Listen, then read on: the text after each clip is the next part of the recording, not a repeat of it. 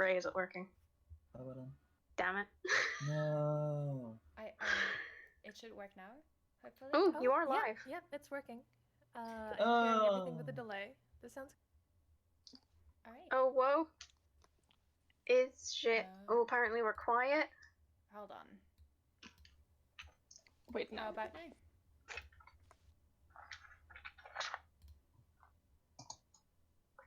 Hello.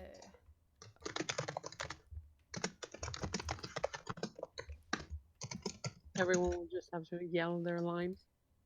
I'll be great at that. Shouting in a Scottish accent. Oh yeah, sorry, that was me. I was telling my friends to come and watch. No, it's loud enough. It's loud enough. I have it on my laptop and it's loud enough. Okay, cool. Yeah. I'm going to avoid typing. Yeah. Yeah, maybe don't type. Shut up. I don't care if it sounds like tiny horses. Horses aren't real. Alright. Did we tweet? We did tweet, didn't we? No, I'm doing 100 things at the same time. Just 1 second. Oh, let's read. Okay. I'll try not to overwhelm you. I'm sorry. No, it's fine. It's fine. It should be up right now.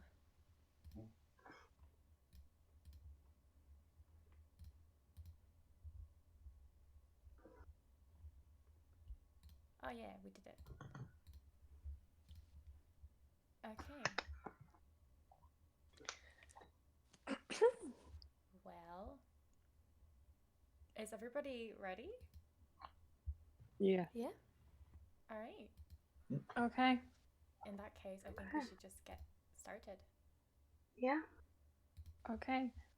The Tragedy of Macbeth, Act 1, Scene 1, a desert place. Thunder and lightning. Enter 3 witches. When shall we 3 meet again? In thunder, lightning, or in rain? And the hurly-burly is done when the battle's lost and won. That will be the air, the set of sun. Where the place? The heath.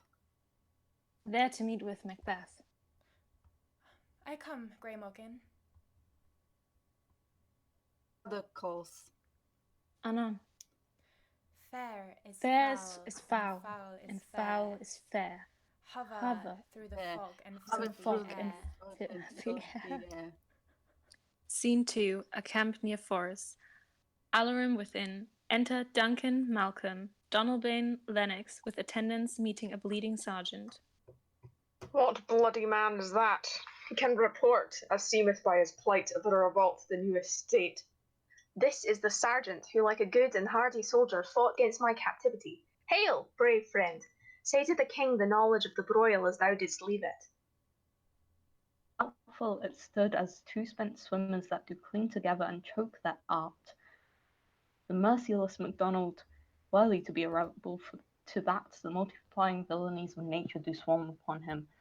From the western isles of kerns and glasses is supplied, and fortune on his damned coral smiling, tall, but all's too weak.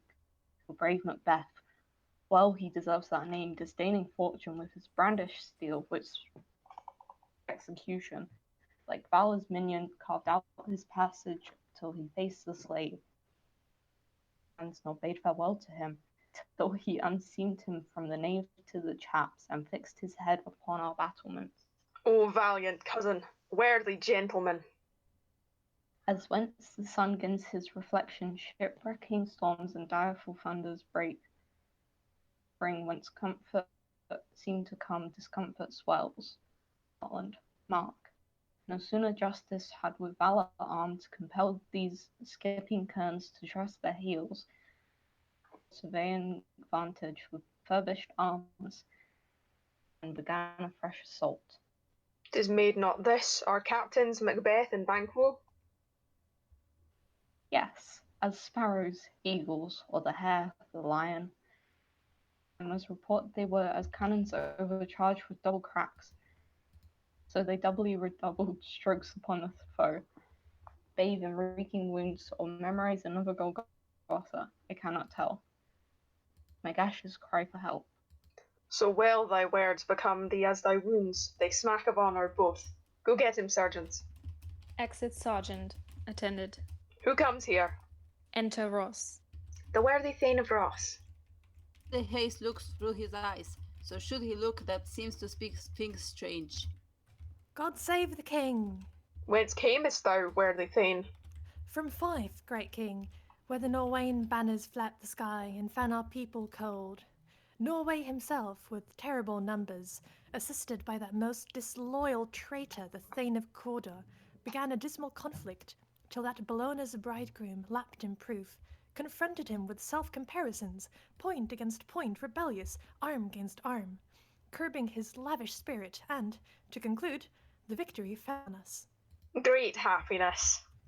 That now, Sweno, the Norway's king, craves composition, nor would we deign him burial of his men till he disbursed at St. Colm's Inch $10,000 to our general use. No more that Thane of Cawdor shall deceive our bosom interest. Go pronounce his present death, and with his former title greet Macbeth. I'll see it done. What he hath lost, noble Macbeth hath won. Scene 3. A heath near Forres.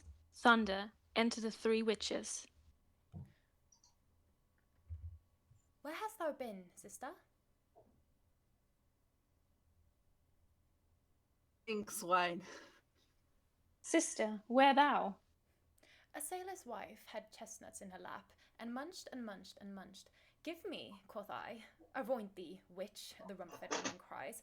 Her husband's to Aleppo gone, master the tiger, but in sieve I'll thither sail, and like a rat without a tail, I'll do, and I'll do. I'll give thee a wind. Thou art kind. And I another. I myself have all the other, and the very ports they blow, all the quarters that they know in the shipman's yard, I will dream him dry as hay.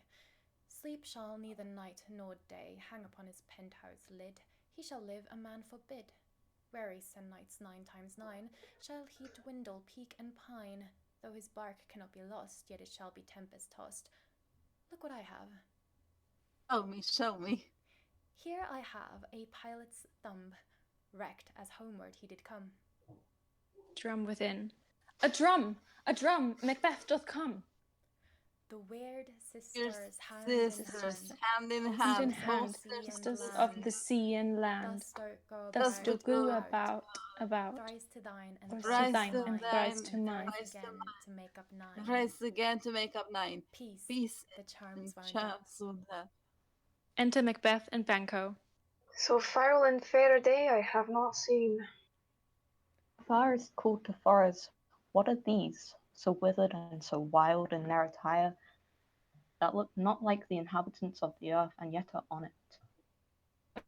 You ought that man may question me, by each at once her choppy finger laying upon her skinny lips. And yet your beards forbid me to interpret that you are so. Speak, if you can. What are you? All hail, Macbeth! Hail to thee, Thane of Glamis! All hail, Macbeth! Hail to thee, Thane of Cawdor! All hail, Macbeth! Thou shalt be king hereafter. Sir, why do you start and seem to fear that things that do so sound so fair? Are you fantastical, or that indeed which outwardly you show? Group with present grace and great prediction of noble having and of royal hope. That he seems wrapped with all, to me you speak not. If you can look into the seeds of time and say which grain will grow and which will not, me, nor fear your favours nor your hate. Hail! Hail! Hail! Lesser than Macbeth, and greater. So happy, yet much happier. Thou shalt get kings, though thou be none. So all hail Macbeth and Banquo. Banquo and Macbeth, all hail. Stay, you imperfect speakers, tell me more. By Sinel's death I know I am Thane of Glamis, but how of Cawdor? The Thane of Cawdor lives, a prosperous gentleman, and to be king stands not within the prospect of belief, no more than to be Cawdor. Say from whence you owe this strange intelligence? or why upon this blasted heath you stop our way with such prophetic greeting? Speak, I charge you. Which is Wenish. Earth hath bubbles, as the water has. Whither are they vanished? Into the air, and what seemed corporal melted as breath into the wind. Would they had stayed. Such things here as we do speak about? On the insane route that takes the reason prisoner. Your children shall be kings, You shall be king. and the Thane of Cawdor too went. Tune and words. Enter Ross and Angus. The king hath happily received, Macbeth, the news of thy success, and when he reads thy personal venture in the rebels' fight, his wonders and his praises do contend, which should be thine or his. Silenced with that, in viewing all the rest of the selfsame day, he finds thee in the stout Norwegian ranks, nothing afeard of what thyself didst make. Strange images of death, as thick as hail, came post with post, and every one did bear thy praises in his kingdom's great defence, and pulled them down before him. We are sent to give thee from our royal master thanks, only to herald thee into his sight, not pay thee. Oh, sorry. Angus? Atlas. We are sent to give thee from our royal master's thanks, only to herald thee into the sight, not pay thee. And, for an earnest of a greater honour, he bade me, from him, call thee Thane of Cawdor. In which addition, hail, most worthy Thane, for it is thine. What? Can the devil speak true? The Thane of Cawdor lives. Why do you dress me in borrowed robes? Who was the Thane lives yet, but under heavy judgment bears that life which he deserves to lose. Whether he was combined with those of Norway, or did line the rebel with hidden help and vantage, or that with both he laboured in his country's wreck, I know not, but treason's capital, confessed and proved, have overthrown him. Glams, and the Thane of Cawdor, the greatest is behind. Thanks for your pains.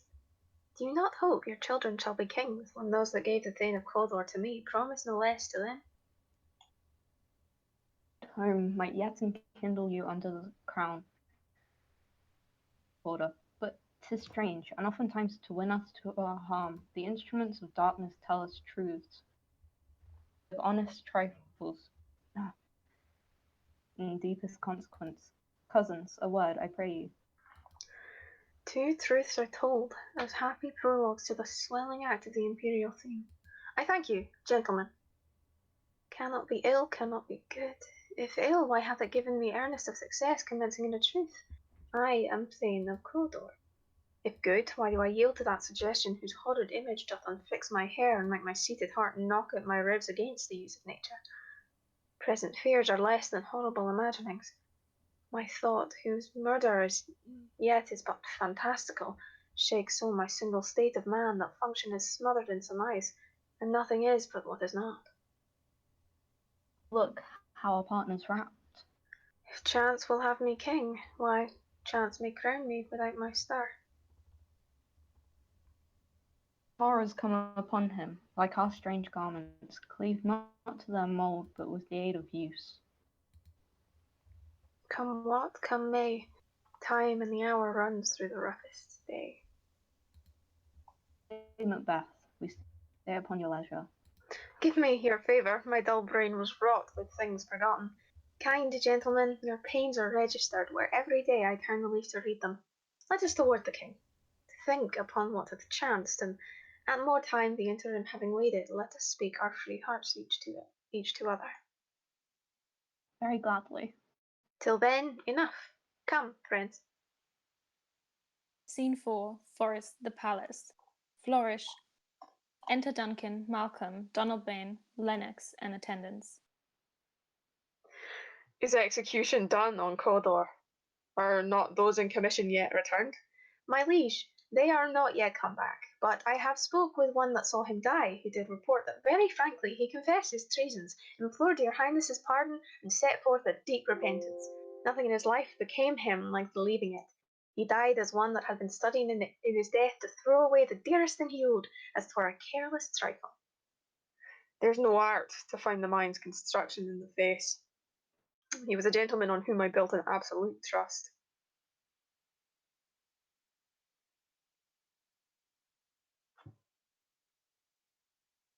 Enter Macbeth, Banquo, Ross, and Angus. O worthiest cousin, the sin of my ingratitude even now was heavy on me. Thou art so far before that swiftest ring of recompense is slow to overtake thee. Would thou hadst less deserved that the proportion both of thanks and payment might have been mine, only I have left to say more is thy due than more than all can pay. The service and the loyalty I owe in doing it pays itself. Your Highness's part is to receive our duties, and our duties are to your throne and state children and servants, which do but what they should by doing everything safe toward your love and honour. Welcome hither. I have begun to plant thee, and will labour to make thee full of growing. Noble Banquo, that hast no less deserved, nor must it be known no less to have done so. Let me enfold thee, and hold thee to my heart. Grow, the harvest is your own. My plenteous joys, wanton in fullness, seek to hide themselves in drops of sorrow. Sons, kinsmen, thanes, and you whose places are the nearest, know we will establish our estate upon our eldest, Malcolm, whom we name hereafter the Prince of Cumberland, which honour must not unaccompanied invest him only, but signs of nobleness, like stars, shall shine on all deservers, from hence to Inverness, and bind us further to you. Oh, hang on 1 second.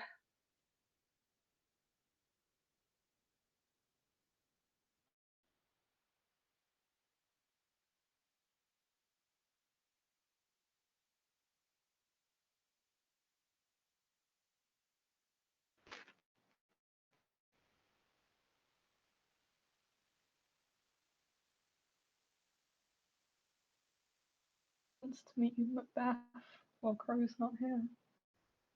I'm just going to quickly. The rest is labour, which is not used for you.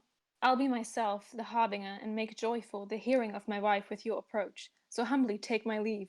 Somebody play Duncan. My worthy Cawdor. The Prince of Cumberland, that is a step on which I must fall on, or else o'er leap. For in my way it lies. Stars, hide your fires. Let not light see my black and deep desires. The eye wink at the hand. Crow, mute yourself. I'm sorry.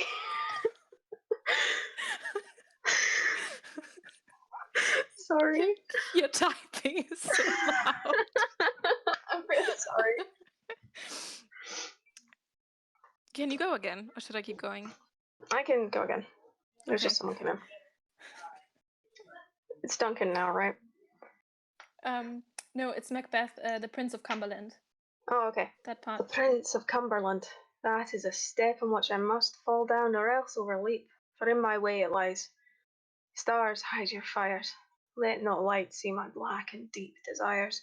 The eye wink at the hand, yet let that be which the eye fears when it is done to see. Exit. True, worthy Banquo. He is full so valiant, and in his commendations I am fed. It is a banquet to me. Let's after him, whose care is gone before to bid his welcome. It is a peerless kinsman. Excellent. Scene 5. Inverness, Macbeth's castle. Enter Lady Macbeth, reading a letter. They met me in the day of success, and I have learned by the perfectest report they have more in them than mortal knowledge. When I burned in desire to question them further, they made themselves air, in which they vanished. Whilst I stood wrapped in the wonder of it, came missives from the king, who all hailed me Thane of Cawdor, by which title before these weird sisters saluted me, and referred me to the coming on of time with Hail King that shall be. This have I thought good to deliver thee, my dearest partner of greatness, that thou mightst not lose the dues of rejoicing by being ignorant of what greatness is promised thee. Lay it to thy heart and farewell. Clem as thou art in Cawdor, and shalt be what thou art promised, yet do I fear thy nature. It is too full of the milk of human kindness to catch the nearest way. Thou wouldst be great, art not without ambition, but without the illness should attend it. What thou wouldst highly, that thou holily wouldst not play false, and yet wouldst wrongly win.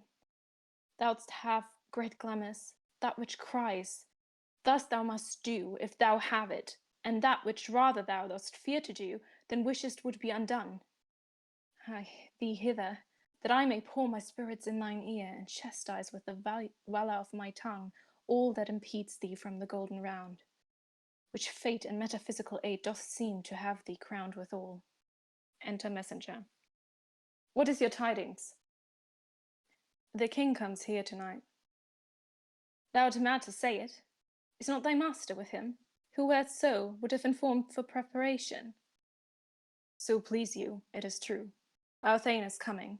One of my fellows had the speed of him, who almost dead for breath had scarcely more than would make up his passage. Give him tending. He brings great news. Exit messenger. The raven himself is hoarse that croaks the fatal entrance of Duncan. Under my battlements.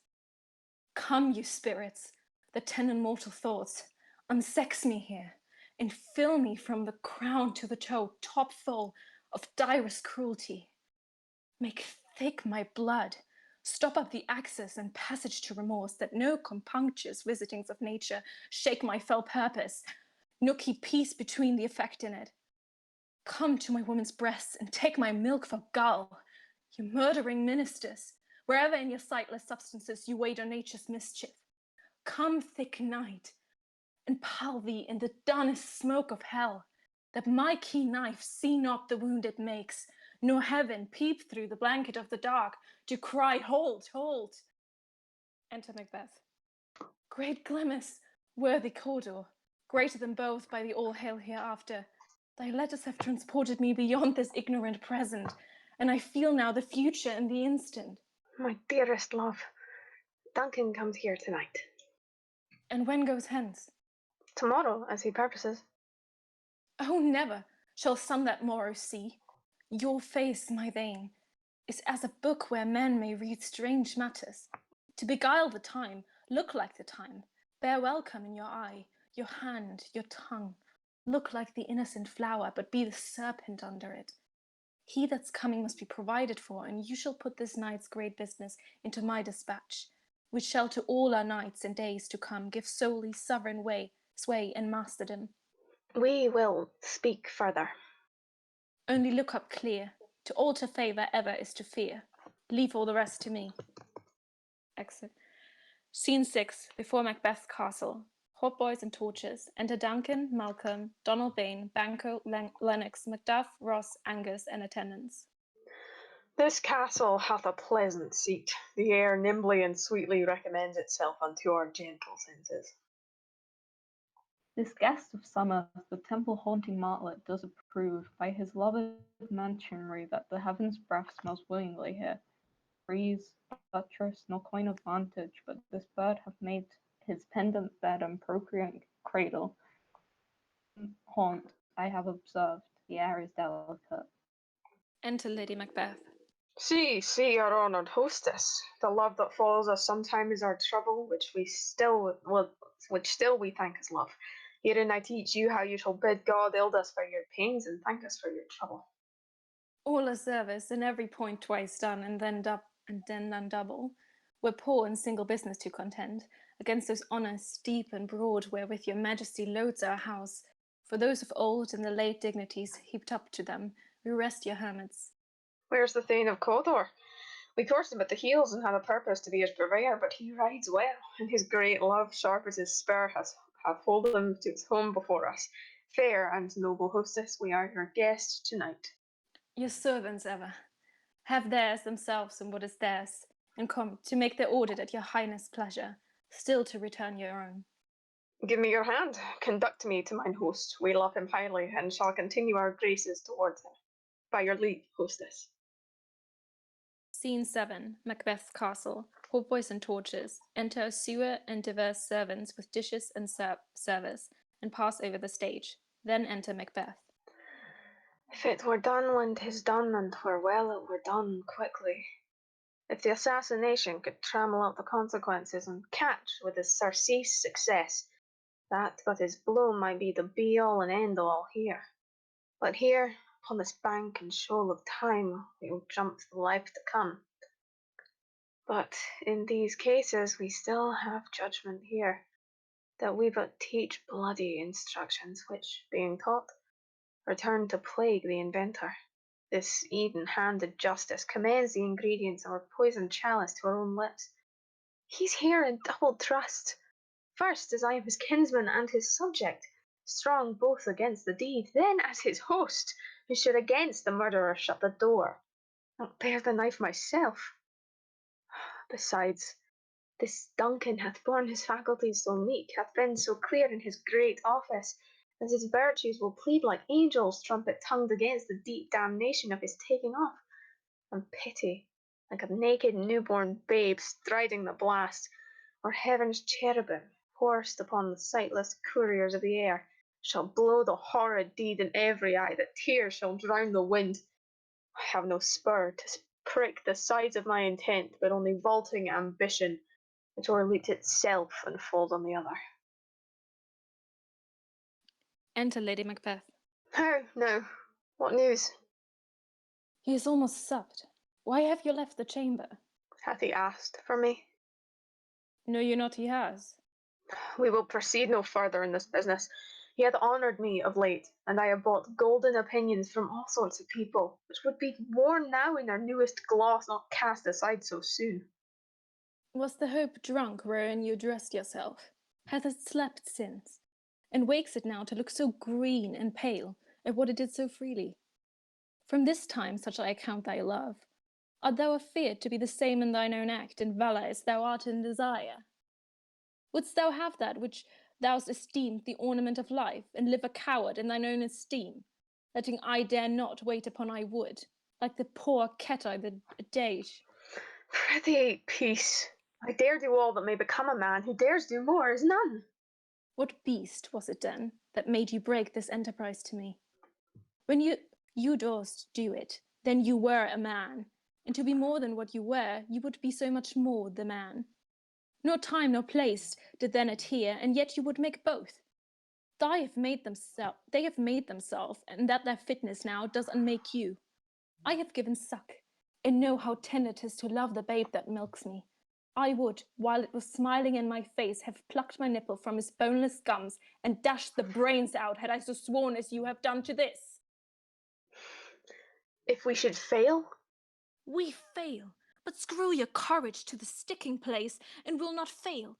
When Duncan is asleep, whereto the rather shall his dad's hard journey soundly invite him, his two chamberlains, will I with wine and wassail so convince that memory, the water of the brain, shall be a fume, and the receipt of reason a limbeck only, when in swinish sleep their drenched natures lies in a death.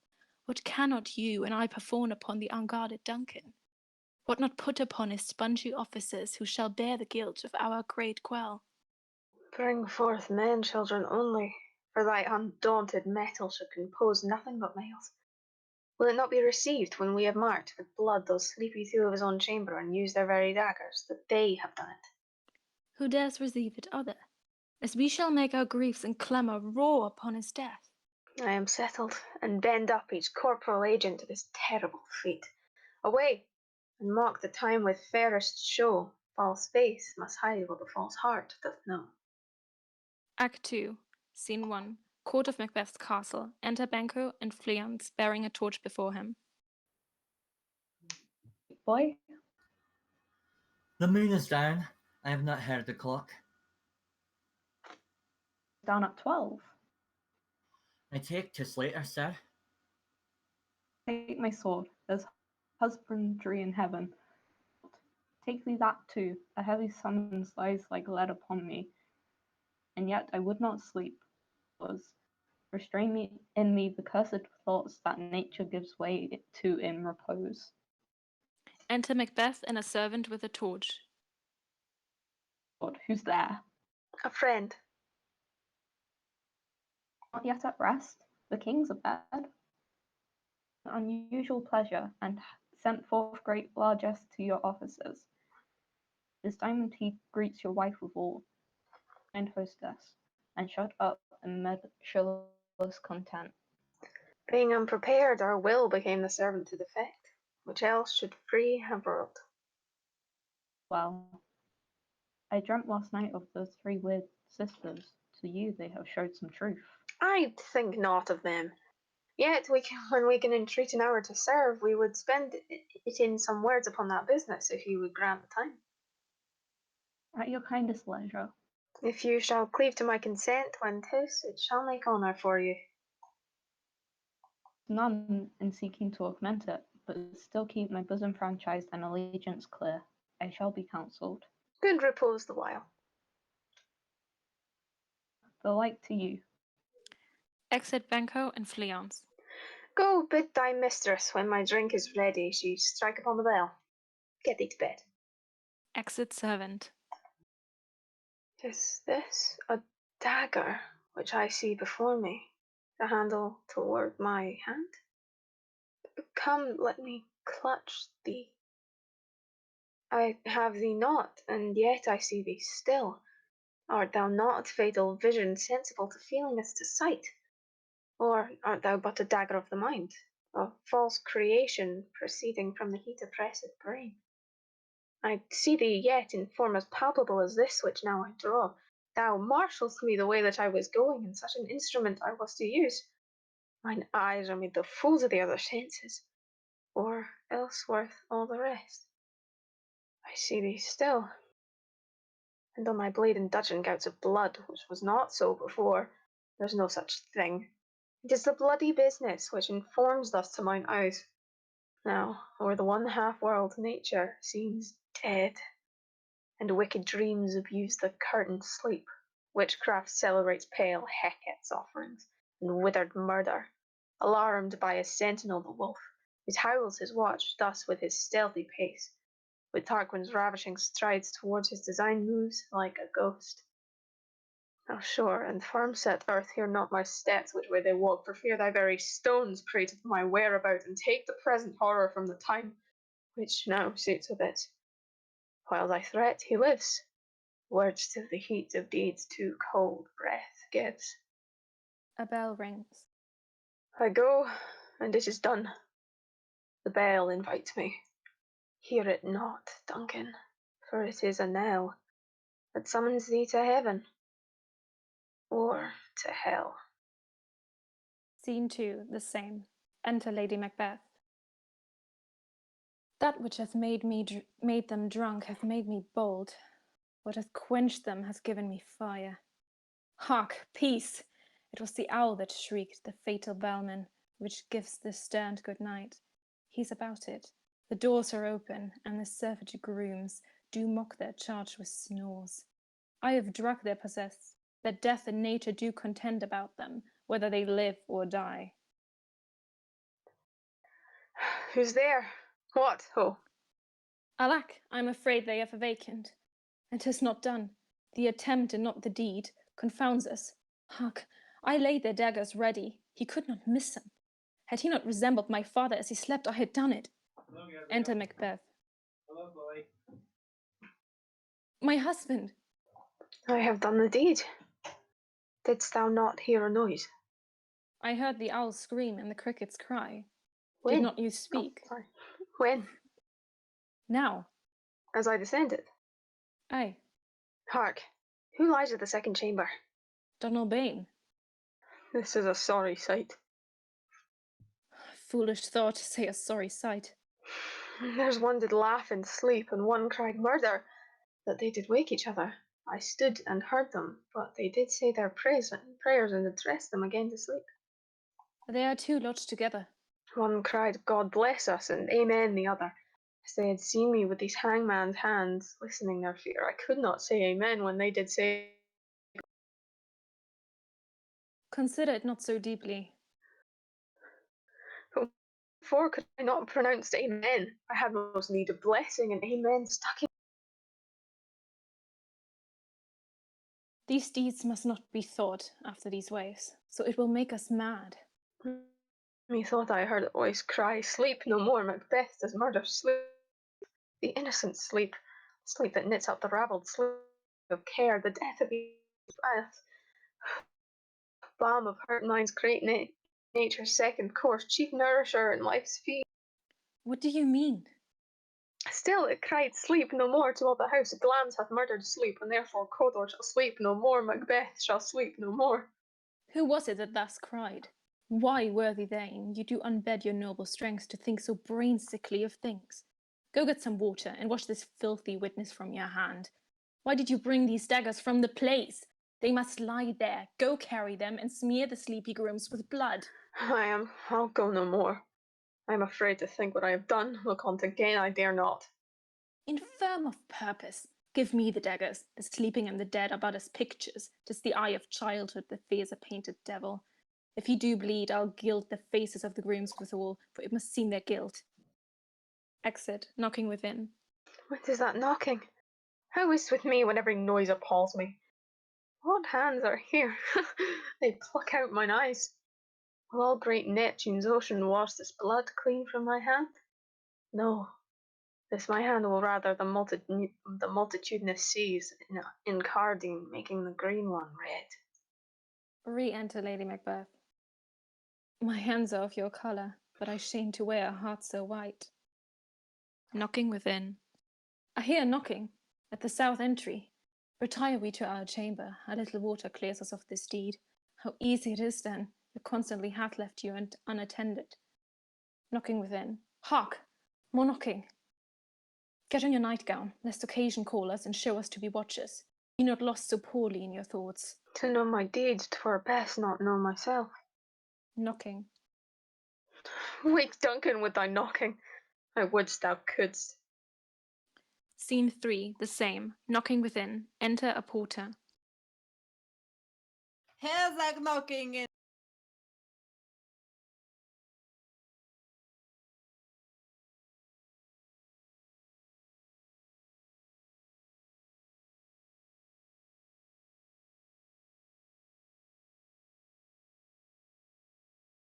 Knock, knock, knock. Who's there? In the name of Beelzebub, he's the farmer that hanged himself on the expectation of plenty. Come in time, have napkins enough about you. Hear your sword of it.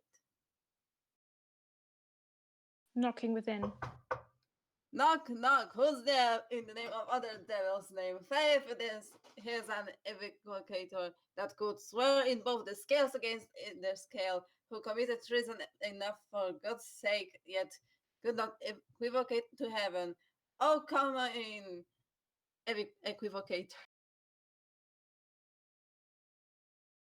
Knocking within.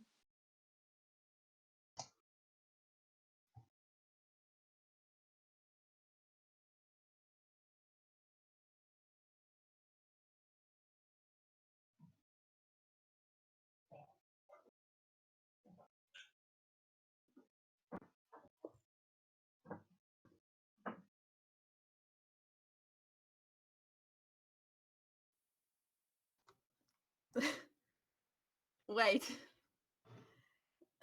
Faith, he's an English tailor come hither for stealing out of a French house. Come in, tailor. Here you may roast your goose. Look, never that quiet. What are you? But this place is too cold for hell. I'll Debbie Potter it no further. I had thought to have fled it some of all professions that go the primrose way to the everlasting bonfire. I know. I pray you remember the porter. Opens the gate. Enter Macduff and Lennox. Was it so late, friend? You went to bed that you do lie so late?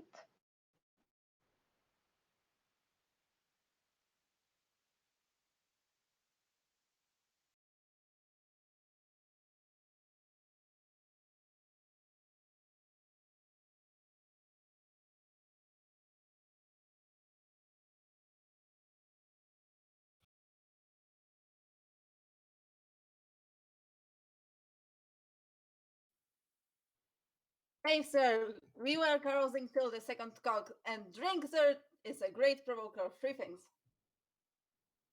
What three things does drink especially provoke? Marry, sir, nose painting, sleep, and urine. It provokes desire, it takes away the performance. drink may be said to be an equivocator with lechery. It makes him and it mars him. It sets him on and it takes him off. It persuades him and disheartens him. Makes him stand to and not stand to. In conclusion, equivocates him in a sleep.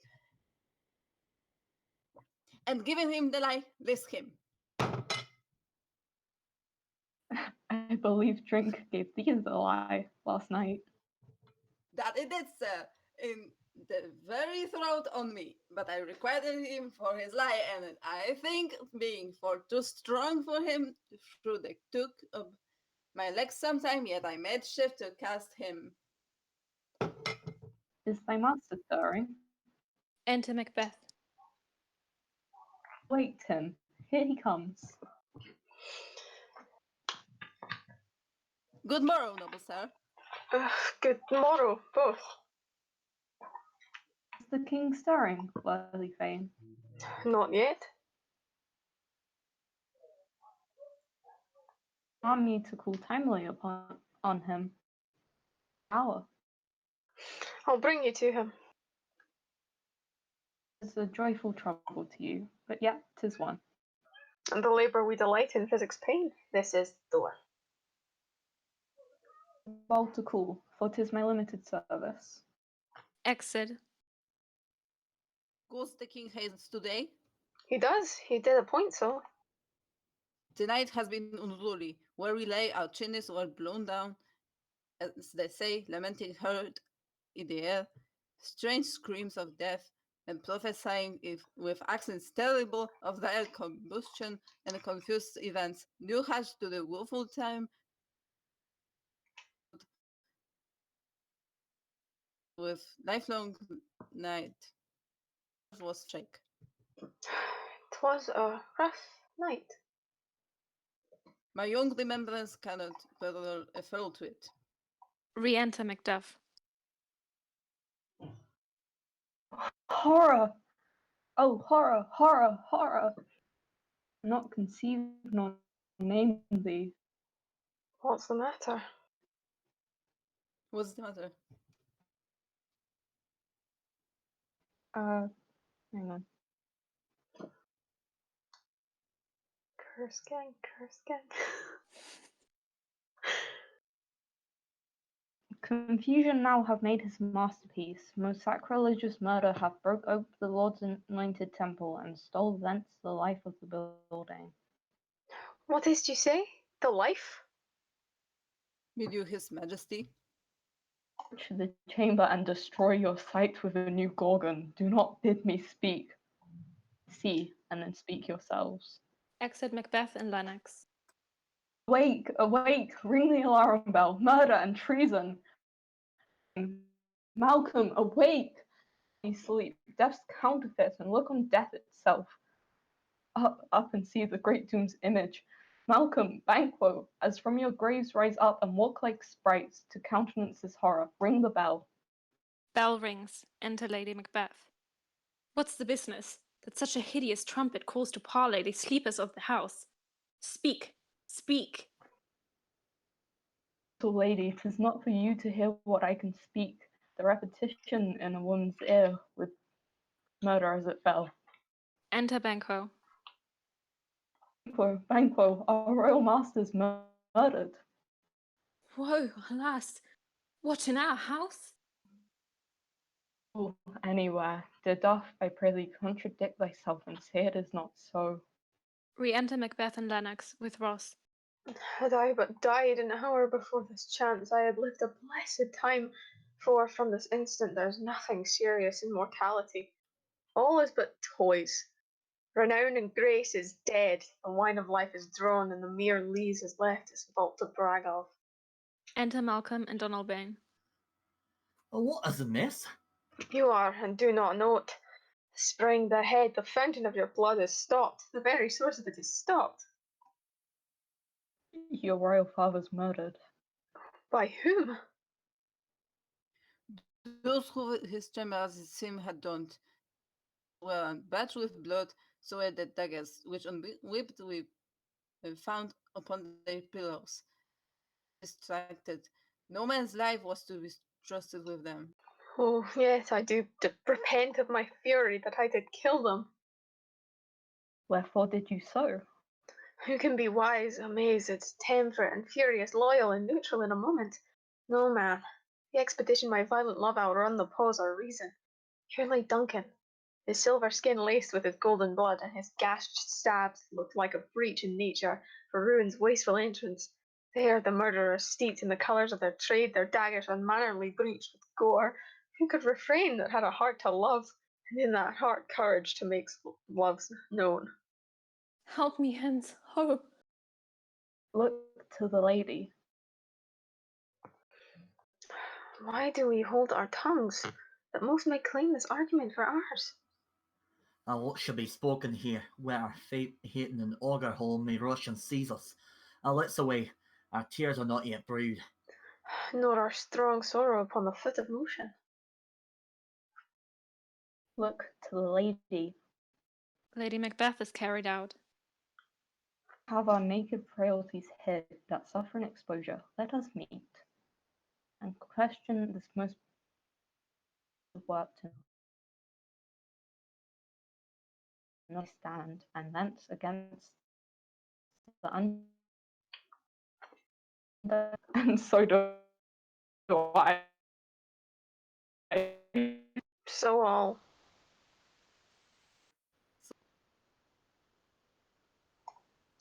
Let's briefly put on manly readiness and meet at the hall together. Well contended. Exit all but Malcolm and Donalbain. What will you do? Let's not consort with them to show an unfelt sorrow as an office which the false man does easy. I'll to England. To Ireland I. Our separated fortune shall keep us both the safer. Where we are, there's daggers in men's smiles, the near in blood, the nearer bloody. This murderous shaft that's shot has not yet lighted, and our safest way is to avoid the aim.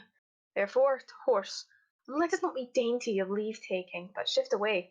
There's warrant in that theft which steals itself when there's no mercy left. Exit. Scene. What number is that? That's a 3. 4. Right. Oh yeah, there's 4. Scene Sorry. 4. Scene 4. Outside Macbeth's castle. Enter Ross and an old man. Who plays the old man now? Oh, 70 I can remember well, within the volume of which time I have seen as dreadful and things strange. But this saw night hath trifled from an errand. Ah, good father, thou seest the heavens as troubled with man's act threaten his bloody stage.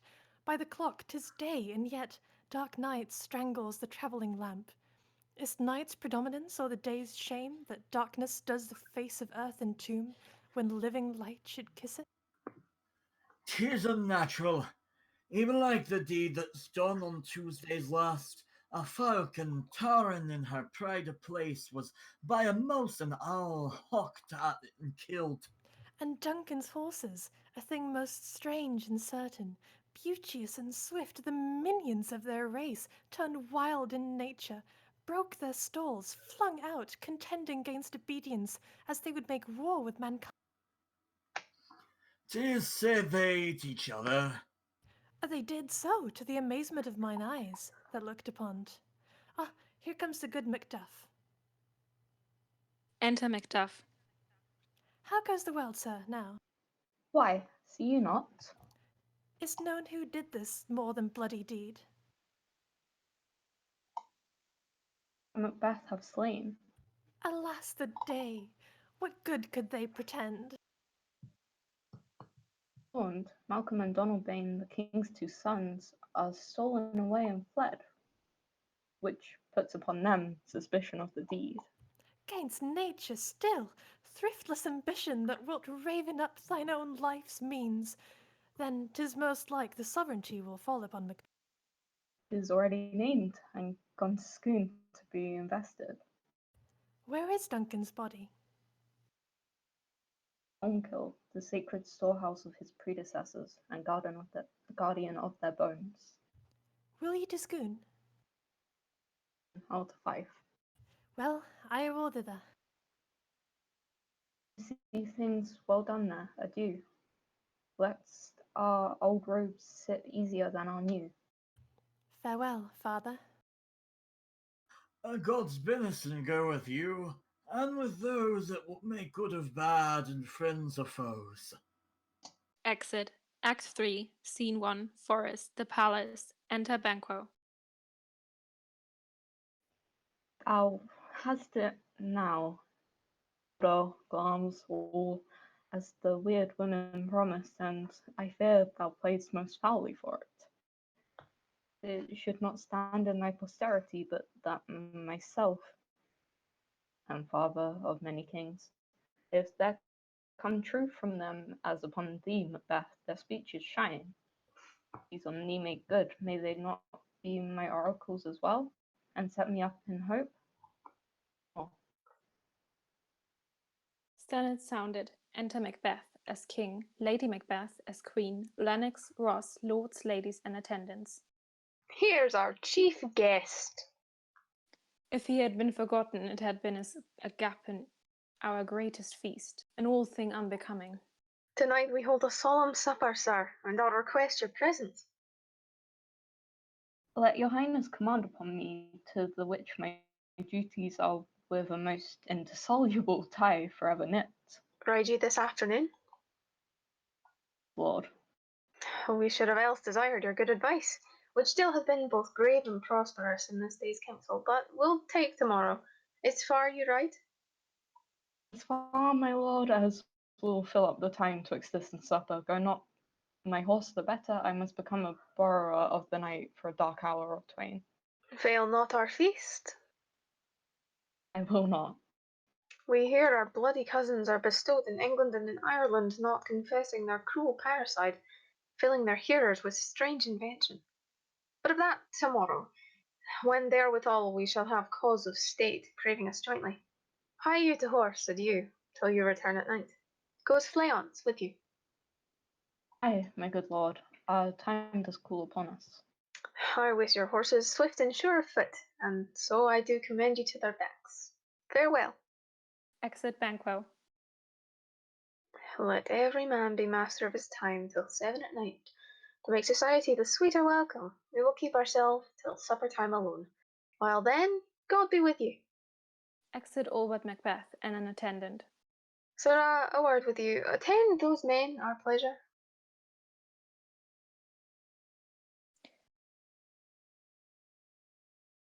Do we have an attendant? They are, my lord, without the palace gate.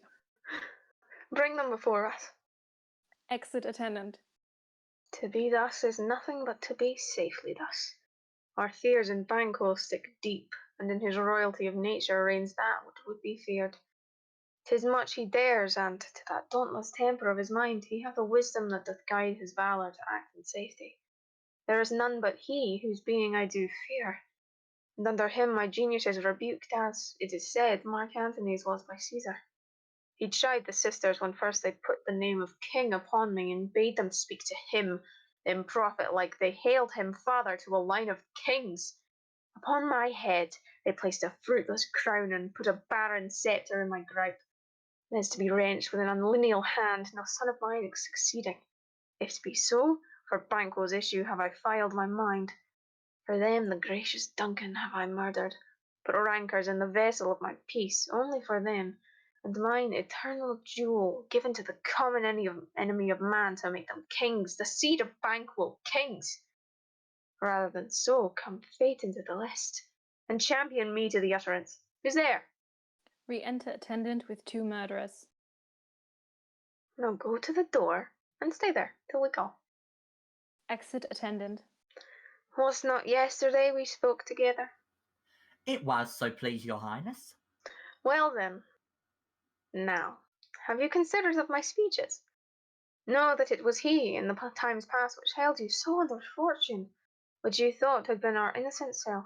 This I made good to you in our last conference, past in probation with you, how you were borne in hand, how crossed the instruments, we wrote with them, and all things else that might to half a soul and to a notion craze say thus did Banquo. You made it known to us. I did so, and went further, which is now our point of second meeting. Do you find your patience so predominant in your nature that you can let this go?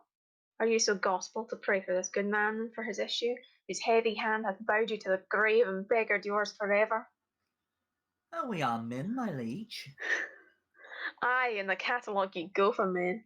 As hounds and greyhounds, mongrels, spaniels, curs, shuffs, water rugs, and demi-wolves are clept all by the name of dogs. The valued file distinguishes the swift, the slow, the subtle, the housekeeper, the hunter, every one according to the gift which bounteous nature hath in him closed, whereby he does receive particular addition. From the bill that writes them all alike, and so of men. Now, if you have a station in the file, not of the worst rank of manhood, say it, and I will put that business in your bosoms, whose execution takes your enemy off, grapples you to the heart and love of us, who wear our health but sickly in this life, which in his death were perfect.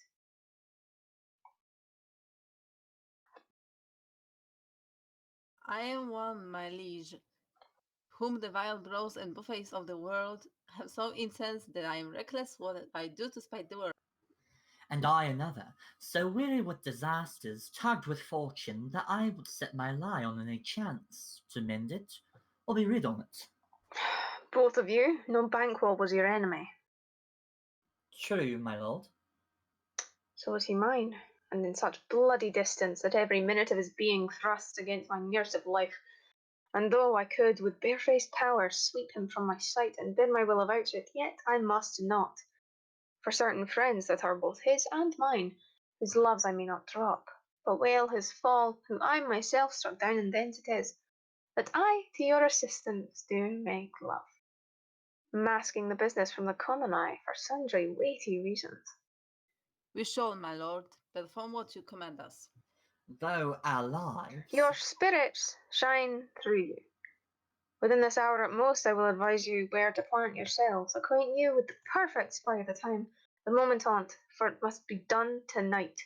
And something from the palace, always thought that I require a clearness, and with him to leave no rubs nor botches in the work, Fleance, his son, that keeps him company, whose absence is no less material to me than his father's, must embrace the fate of that dark hour. Resolve yourselves apart. I'll come to you anon. We are resolved, my lord. I'll call upon you straight. Abide within. Exit murderers. It is concluded. Banquo, thy soul's flight, if it find heaven, must find it out tonight. Exit. Scene 2, the palace. Enter Lady Macbeth and a servant. Is Banquo gone from the court? Aye, madam, but returns again tonight. Say to the king I would attend his leisure for a few words. Madam, I will. Exit. Not had or spent, where our desire is got without content. 'Tis safer to be that which we destroy than by destruction dwell in doubtful joy. Enter Macbeth. How now, my lord? Why do you keep alone, of sorriest fancies your companions making, using those thoughts which should indeed have died with them they think on? Things without all remedy should be without regard. What's done is done. We have scorched the snake, not killed it. She'll be close and be ourself, whilst our poor Malice remains in danger of her former tooth. But let the frame of things disjoint. Both the worlds suffer. Ere we will eat our meal in fear, and sleep in the affliction of these terrible dreams that shake us nightly. Better be with the dead, whom we, to gain our peace, have sent to peace, than on the torture of the mind to lie in restless ecstasy. Duncan is in his grave. After life's fitful fever, he sleeps well. Treason has done his worst. Nor steel, nor poison, malice domestic, foreign levy, nothing can touch him further. Come on, gentle my lord. Sleek o'er your rugged looks. Be bright and jovial among your guests tonight. So shall I, love, and so, I pray, be you. Let your remembrance apply to Banquo. Present him eminence both with eye and tongue, unsafe the while that we must lave our honours in these flattering streams, and make our faces visaged to our hearts, disguising what they are. You must leave this. Oh, full of scorpions is my mind, dear wife. Thou know'st that Banquo and his Fleance lives. But in them nature's copies not to turn. There's comfort yet, they are assailable. And be thou jocund, ere the bat hath flown his cloistered flight, ere to black Hecate's summons the shard-born beetle with his drowsy hums hath rung night's yawning peal, there shall be done a deed of dreadful note. What's to be done? Be innocent of the knowledge, dearest Chuck, till thou applaud the deed. Come, sailing knight, scarf up the tender eye of pitiful day, and with thy bloody and invisible hand cancel and tear to pieces that great bond which keeps me pale. Light thickens, and the crowfoot makes wing to the rooky wood. Good things of day begin to droop and drowse, while night's black agents to their praise do rouse. Thou marvelst at my words, but hold thee still. Things bad begun make strong themselves by ill. So prithee, go with me. Exit. Intermission. Is it intermission yet? I thought that was It's scene 6. scene 6. Yeah, it's scene 6. We can keep going. Okay. Scene Okay. 3. A park Not near intermission. Scene 3. A park near the palace. Enter 3 murderers. But who did bid thee join with us? Macbeth. He needs not our mistrust, since he delivers our offices and what we have to do to that direction just. Then stand with us, the west yet glimmers with some streaks of day.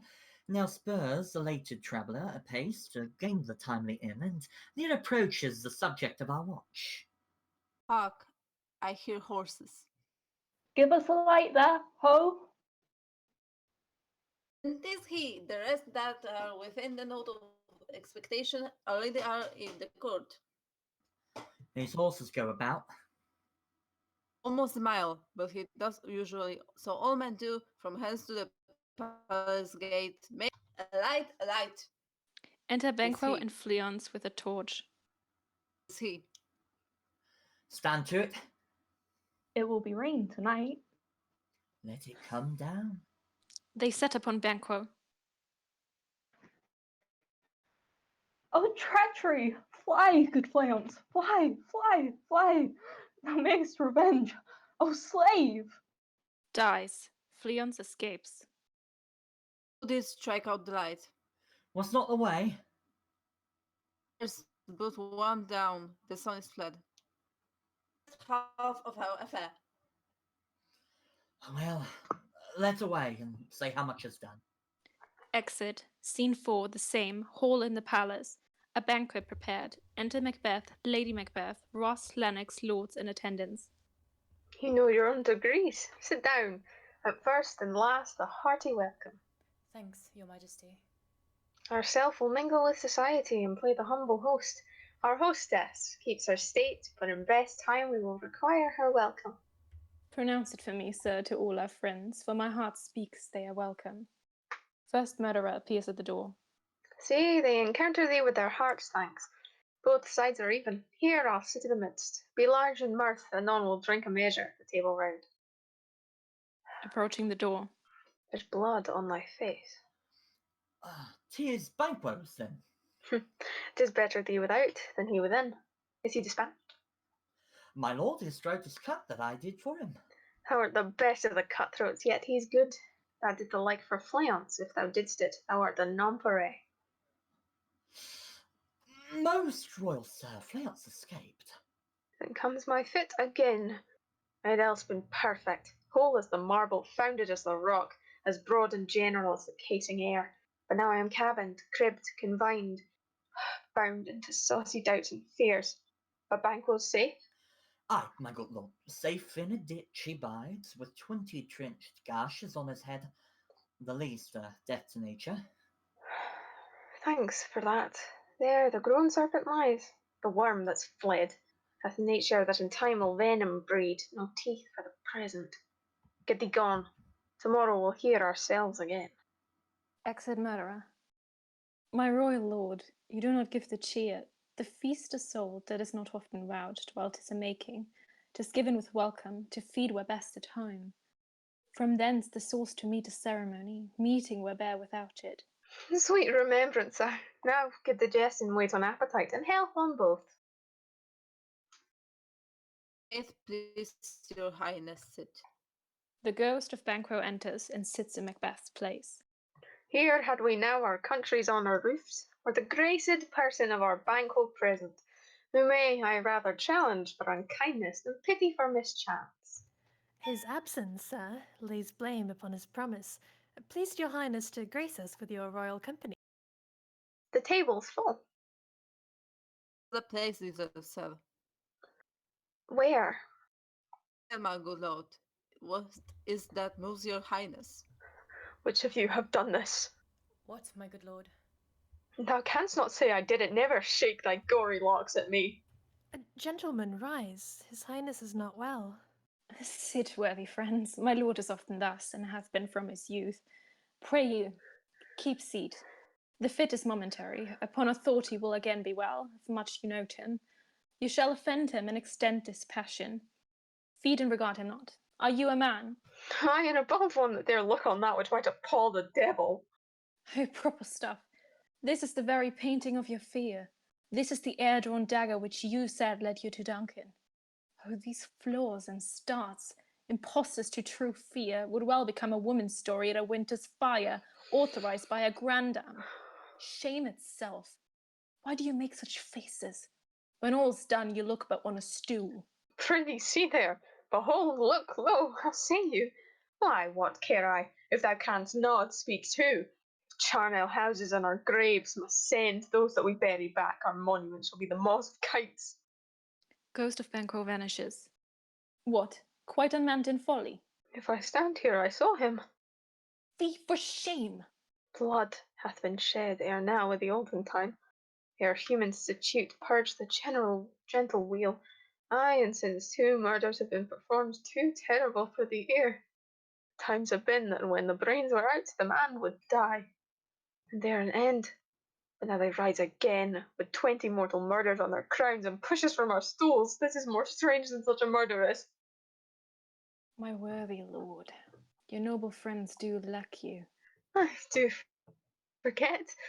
Do not muse at me, my most worthy friends. I have a strange infirmity, which is nothing to those that know me. Come, love and health to all, and then I'll sit down. Give me some wine, fill full. I drink to the general joy of the whole table, and to our dear friend Banquo, whom we miss. Where would he were here? To all, and him we thirst, and all to all. Our duties and the pledge. Re-enter Ghost of Banquo. Avaunt and quit my sight, let the earth hide thee. Thy bones are marrowless, thy blood is cold. Thou hast no speculation in those eyes which thou dost glare with.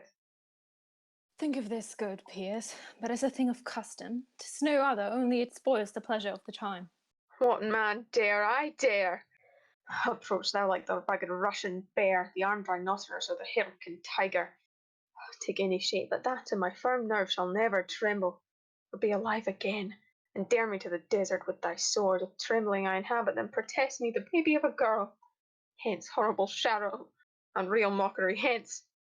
Ghost of Banquo vanishes. Why, so being gone, I am a man again. Pray you, sit still.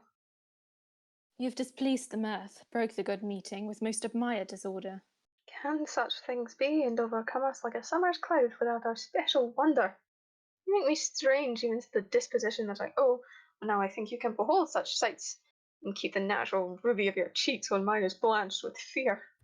What sights, my lord? I pray you, speak not. He grows worse than verse, questions enrages him. At once, good knight, stand not upon the order of your going, but go at once.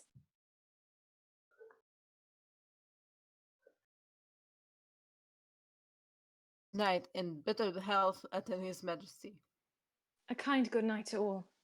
Exit all but Macbeth and Lady Macbeth. It will have blood, they say. Blood will have blood. Stones have been known to move, and trees to speak. Augurs and understood relations have by magpies and choughs and rooks brought forth the secretest man of blood. What is the night? Almost at odds with morning, which is which? How sayest thou that Macduff denies his person at our great bidding? Did you send to him, sir? I hear it by the way, but I will send. There's not a one of them but in his house, and keep a servant feed. I will tomorrow, and betimes I will, to the weird sisters. More shall they speak, for now I am bent to know. By the worst means the worst. For mine own good, all causes shall give way. I am in blood stepped in so far, that should I wade no more, returning were as tedious as go o'er. Strange things I have in my head, that will to hand, which must be acted ere they may be scanned. You lack the seasons of all natures. Sleep. Come, we'll to sleep. My strange and self-abuse is the initiate fear that wants hard use. We are yet but young indeed. Exit. Scene 5. A heath. Thunder. Enter the three witches meeting Hecate. Why now, Hecate? You look angrily. Have I not reason, beldams as you are, saucy and overbold? How did you dare to trade and traffic with Macbeth in riddles and affairs of death? And I, the mistress of your charms, the close contriver of all harms, was never called to bear my part or show the glory of our art? And which is worse, all you have done hath been but for a wayward son, spiteful and wrathful, who, as others do, loves for his own ends, not for you, but make amends now. Get you gone, and at the pit of Acheron, meet me in the morning. Thither he will come to know his destiny. Your vessels and your spells provide, your charms and everything beside. I am for the air. This night I'll spend unto a dismal and a fatal end. Great business must be wrought here soon, upon the corner of the moon. There hangs a vaporous drop profound here, and come to ground. And that distilled by magic sight shall raise such artificial sprites as by the strength of their illusion shall draw him on to his confusion. He shall spurn fate, scorn death, and bear, he hopes, above to wisdom, grace, and fear. And you all know security is mortal's chiefest enemy. Music and a song within. Come away, come away. Hark, I am called, my little spirit sea sits in a foggy cloud, and stays for me. Exit. Come, let's make haste. She'll soon be back again. Exit. Scene 6. Forest, the palace. Enter Lennox and another lord. Former speeches have but hit your thoughts, which can interpret further. Only I say things have been strangely born. The gracious Duncan was pitied of Macbeth, marry he was dead, and the right valiant Banquo walked too late, whom you may say, if it please you, Fleance killed that. Man must not walk too late, who cannot want the thought now how monstrous it was for Malcolm and for Donald by to kill their gracious father. Damned fact, how it grieved Macbeth. Did he not straight in pious rage the two delinquents tear, that were the slaves of drink and thralls of sleep? Was not that nobly done? Aye, and wisely too, for it would have angered any heart alive to hear the man denied. So that, I say, he was born all things well, and I do think that he, Duncan's sons under his key, as and please heaven he shall not. They should find that what dwell to kill a father so should Fleance. But peace, from broad words, and cause he failed his presence at the tyrant's feast, I hear the Macduff lives in disgrace. Sirrah, can you tell where he bestows himself? The son of Duncan, from whom this tyrant holds the due of birth, lives in the English court, and is received of the most pious Edward with such grace. Take the malevolence of fortune nothing, takes from his high respect. Thither Macduff is gone to pray the holy king upon his aid to wake Northumberland and warlike Seward, that by the help of these, with him above to ratify the work, we may again give to our tables meat, sleep to our nights, free from our feasts and banquets, bloody knives, do faithful homage, and receive free honours, all which we pine for now, that this report hath so exasperate the king that he prepares for some attempt of war. Macduff? He did, and with an absolute, Sir, not I, the cloudy messenger turns me his back, and hums, as who should say, you'll rue the time that clogs me with his answer. That one might advise him to a caution to hold what distance his wisdom can provide. Angel, Fly to the court of England and unfold his message ere he come, that the swift blessing may soon return to our suffering country under a hand accursed. I'll send my prayers with him. Exit. Intermission. Intermission. Intermission. Intermission. We could just have 15 minutes. We could just have 15 minutes of us going intermission. Intermission. Is it an actual intermission? A great way to rest our I voices. have made a mistake of speaking with a lower voice than usually.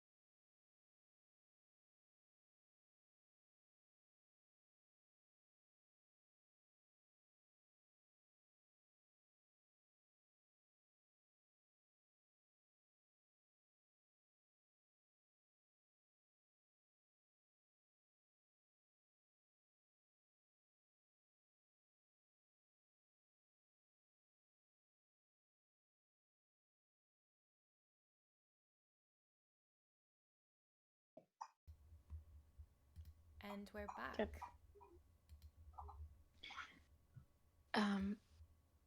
Act 4, Scene 1, a cavern, in the middle a boiling cauldron.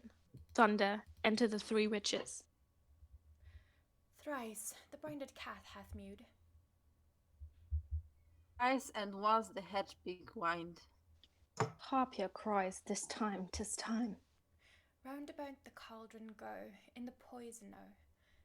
Toad that under cold stone days and nights has 31. Sweltered venom sleeping got, boil thou in the charmed pot. Double, toil and trouble. Fire burn, cauldron bubble. Fillet of a fenny snake in the cauldron boil and bake. Eye of newt and toe of frog, wool of bat and tongue of dog. Adders, frog and blind worms stink, lizard's leg and owlet's wing. For a charm of powerful trouble, like a hellbroth boil and bubble. Double, toil and trouble. Fire burn, cauldron bubble. Scale of dragon, tooth of wolf, witches, mummy, moor and gulf. Of the rabbit, barren salt sea shock, root of hemlock, dick to the dark, liver of blaspheming Jew, gall of goat and slips of yew, silvered in the moon's eclipse, nose of Turk and Tartar's lips, finger of birth strangled babe, ditch delivered by a drab, make the cruel thick and slab. Add thereto a tiger's children for the ingredients of a cauldron. Double, toil and trouble. Fire burn and cauldron bubble. Babylon's blood, then the charm is firm and good. Enter Hecate to the other three witches. Oh, well done. I commend your pains. And everyone shall share the gains. And now, about the cauldron sing live elves and fairies in a ring, enchanting all that you put in. Music and a song. Like spirits, Hecate retires. By the pricking of my thumbs, something wicked this way comes. Open locks, whoever knocks. Enter Macbeth. How now, you secret, black and midnight hags, what is't you do? A deed without a name. I conjure you, by that which you profess, howe'er you come to know it, answer me. Though you untie the winds and let them fight against the churches, though the yeasty waves confound and swallow navigation up, though bladed corn be lodged in trees blown down, though castles topple on their warders' heads, though palaces and pyramids do slope their heads to their foundations, though the treasure of nature's germans tumble altogether, even till destruction sicken, answer me to what I ask you. Speak. Band. Will answer. Say, if thou'st rather hear it from our mouths or from our masters. Call him. Let me see him. Pour in sow's blood that hath eaten her 9 farrow, grease 10 from the murderer's gibbet throw into the flame. Come high or low, thyself and of his deftly show. Thunder, first apparition, an armed head. Tell me, thou unknown power. He knows thy thought, hear his speech, but say thou not. Macbeth, Macbeth, beware, Macduff, beware the Thane of Fife. Dismiss me, enough. Descends. Whate'er thou art for thy good caution, thanks. Thou hast harped my fear aright, but one word more. He will not be commanded. Here's another, more potent than the first. Thunder, second apparition, a bloody child. Macbeth, Macbeth, Macbeth. Had I 3 ears, I'ld hear thee. Be bloody, bold, and resolute. Laugh to scorn the power of man, for none of woman born shall harm Macbeth. Descends. Then live, Macduff. What need I fear of thee? But yet I'll make assurance double sure, and take a bond of fate. Thou shalt not live, that I may tell pale-hearted fear it lies and sleep in spite of thunder. Thunder, third apparition, a child crowned, with a tree in his hand. What is this that rises like the issue of a king, and wears upon his baby brow the round and top of sovereignty? Listen, but speak not to it. Speak not to it. Be Be lion lion in mettled, mettled, proud, and take no care. Who chafes, who frets, aware conspirers are. Macbeth shall never vanquished be until great Burnham wood to hide in sin and hill shall come against him. Descends. That will never be. Who can impress the forest, bid the tree, and fix his earth-bound root? Sweet bodements, good. Rebellion's head rise never, till the wood of Burnham's rise, and our high-placed Macbeth shall live the least of nature, pay his breath to time and mortal custom. Yet my heart throbs to know one thing. Tell me, if your art can tell so much, shall Banquo's issue ever reign in this kingdom? Seek to know No, no more. I will be satisfied. Deny me this, and an eternal curse fall on you. Let me know. Why sinks that cauldron? And what noise is this? Hope, boys. Show. Show! Show.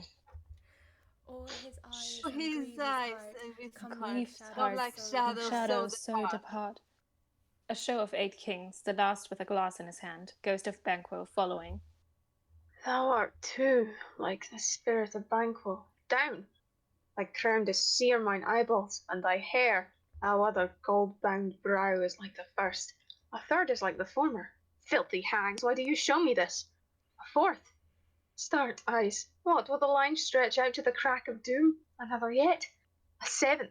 I'll see no more. And yet the eighth appears, who bears a glass which shows me many more, and some I see with that twofold balls, and treble sceptres carry. Horrible sight! Now I see 'tis true, for the blood-boltered Banquo smiles upon me and points at them for his. Apparitions vanish. What? Is this so? Aye, sir, all this is so. But why stands Macbeth thus amazedly? Come, sisters, cheer we up his sprites, and show the best of our delights. I'll charm the air to give a sound, while you perform your antic round, that this great king may kindly say, our duties did his welcome pay. Music. The witches dance and then vanish with Hecate. Where are they? Gone? At this pernicious hour stand I accursed in the calendar. Come in, without there. To Grace will, Saw you the weird sisters? my lord. Came they not by you? Oh, indeed, my lord. Infected be the air whereon they ride, and damned all those that trust them. I did hear the galloping of horse. Who was't came by? Two of thee, my lord, that bring you word Macduff is fled to England. Fled to England? Aye, my good lord. Time thou anticipatest my dread exploits. The flighty purpose never is overtook, unless the deed go with it.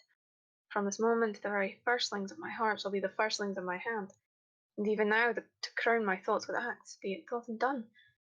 The castle of Macduff I will surprise, seize upon Fife, give to the edge of the sword his wife, his babes, and all unfortunate souls that trace him in his line. I'm boasting like a fool. This deed I'll do before this purpose cool. But no more sights. Where are these gentlemen? Come, bring me to where they are. Exit. Scene 2, 5. Macduff's castle. Enter Lady Macduff, her son, and Ross. What had he done to make him fly the land? You must have patience, madam. He had none. His flight was madness. When our actions do not, our fears do make us traitors. You know not whether it was his wisdom or his fear. Wisdom! To leave his wife, to leave his babes, his mansion and his titles, in a place from whence himself does fly. He loves us not. He wants the natural touch. For the poor wren, the most diminutive of birds, will fight her young ones in the nest, against the owl. All is the fear and nothing is the love. as little as the wisdom where the flight so runs against all reason. My dearest cause, I pray you school yourself. But for your husband, he is noble, wise, judicious, and best knows the fits of the season. I dare not speak much further. But cruel are the times when we are traitors and do not know ourselves, when we hold rumour from what we fear, yet know not what we fear, but float upon a wild and violent sea, each way and move. I take my leave of you. Shall not be long, but I'll be here again. Things at the worst will cease, or else climb upward to what they were before. My pretty cousin, blessings upon you. Fathered he is, and yet he's fatherless. I am so much a fool, should I stay longer. It would be my disgrace and your discomfort. I'll take my leave at once. Exit. Sirrah, your father's dead. And what will you do now? How will you live? As birds do, mother. What, with worms and flies? With what I get, and so do they.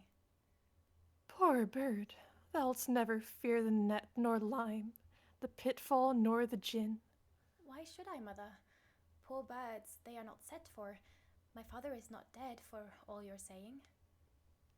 Yes, he is dead. How wilt thou do for a father? Nay, how will you do for a husband? Why, I can buy me 20 at any market. Then you'll buy him to sell him again. Thou speak'st with all thy wit, and yet, i' faith, with wit enough for thee. Was my father a traitor, mother? Aye, that he was. What is a traitor? Why, one that swears and lies. And be all traitors that do so?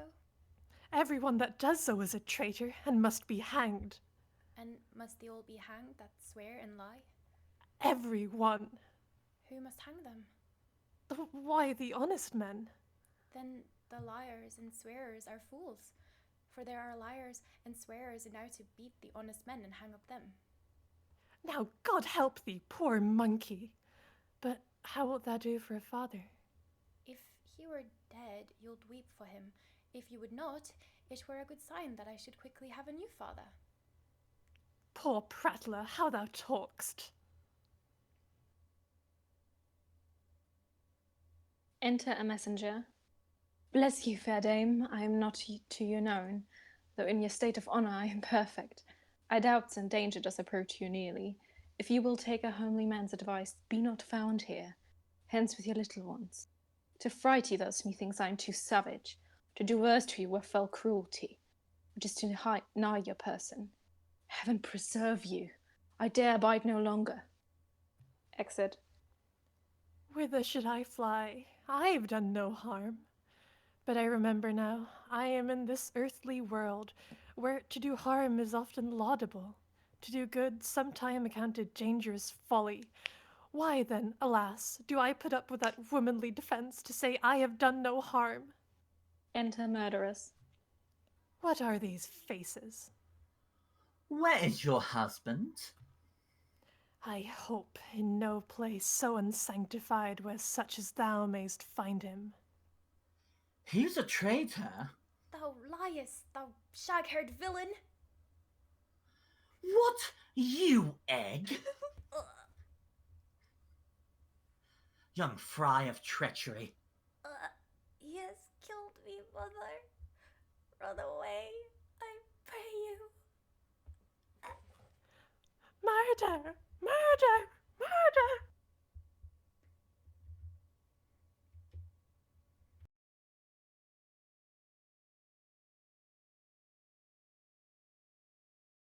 Scene 3. England. Before the King's Palace. Enter Malcolm and Macduff.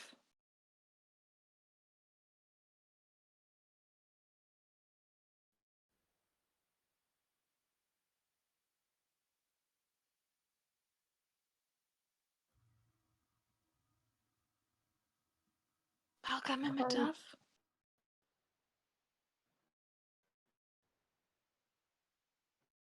Mike, is the mic working now? Yes, it is. Okay. Let us seek out some desolate shade, and there weep our sad bosoms empty. Rather hold fast the mortal sword, and like good men bestride our own downfall and birthdom. Each new morn, new widows howl, new autumns cry, new sorrows strike heaven on the face, as if it felt with Scotland and yelled out like syllable of dolor. What I believe I'll wail, what no believe, and what I can redress, as I shall find the time to friend I will. What you have spoke, it may be so, perchance. This tyrant, whose sole name blisters our tongues, was once thought honest. You have loved him well. He hath not touched you yet. I am young, but something you may deserve of him through me, and wisdom to offer up a weak, poor, innocent lamb to appease an angry god. Not treacherous. But Macbeth is. A good and virtuous nature may recoil in an imperial charge. But I shall crave your pardon. That which you are my thoughts cannot transpose. Angels are bright still, though the brightest fell. Though all things foul would wear the brows of grace, yet grace must still look so. Lost my hopes. Perchance even there where I did find my doubts. Why in that rawness left you wife and child? Those precious motives, those strong knots of love, without leave taking. I pray you, let not my jealousies be your dishonours, but mine own safeties. You may be rightly just, whatever I shall think. Bleed, poor country, great tyranny, lay thou thy basest shore, for goodness dare not check thee. Wear thou thy wrongs, the title is afeard, fare thee well. Be the villain that thou think'st, for the whole space is grasp, and the rich east to boot. Be not offended. I speak not as in absolute fear of you. I think our country sinks beneath the yoke. It weeps, it bleeds, and each new day a gash is added to our wounds.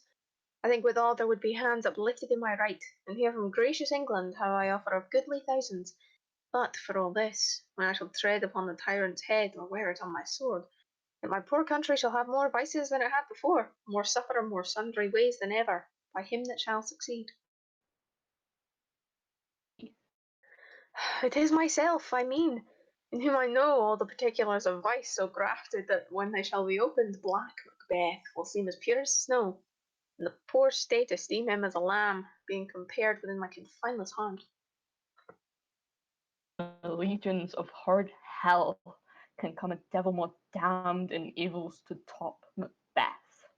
I grant him bloody, luxurious, avaricious, false, deceitful, sudden, malicious, smacking of every sin that has a name, but there's no bottom, none, in my voluptuousness. Your wives, your daughters, your matrons, and your maids could not fill up the cistern of my lust, and my desire all continent impediments would o'erbear that did oppose my will. Better Macbeth than such a one to reign.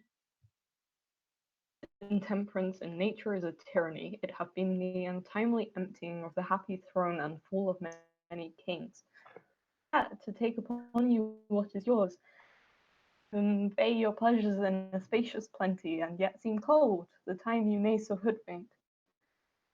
Dames enough, there cannot be that vulture in you to devour so many as will to greatness dedicate themselves, finding it so inclined. With this there grows, in my most ill-composed affections, such a stanchless avarice that, were I king, I should cut off the nobles for their lands, desire his jewels and this other's house, and my more having would be as a sauce to make me hunger more, that I should forge quarrels unjust against the good and loyal, destroying them for wealth. This avarice sticks deeper, grows with more pernicious root than some seeming lust, and it hath been the sword of our slain kings. Yet do not fear, Scotland hath poisons to fill up your will. All these are portable, with other graces weighed. But I have none. The king becoming graces as justice, verity, temperance, stableness, bounty, perseverance, mercy, loneliness, devotion, patience, courage, fortitude. I have no relish of them, but abound in the division of each several crime, acting in many ways. Nay, had I power, I should pour the sweet milk of concord into hell, uproar the universal peace, confound all unity on earth.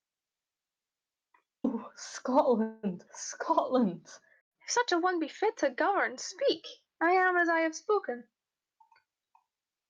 Govern, no, not to live, O nation miserable with an untitled tyrant. Bloody sceptred, when shalt thou see thy wholesome days again? since that the truest issue of thy throne, diction stands accursed, and does blaspheme his breed. Thy royal father was a most sainted king, the queen that bore thee, oftener upon her knees than on her feet, died every day she lived. For these evils thou repeatest upon thyself have banished me from Scotland. O my breast, thy hope ends here. Macduff, this noble passion, child of integrity, hath from my soul wiped the black scruples, reconciled my thoughts to thy good truth and honour. Devilish Macbeth by many of these trains hath sought to win me into his power, and modest wisdom plucks me from over-credulous haste.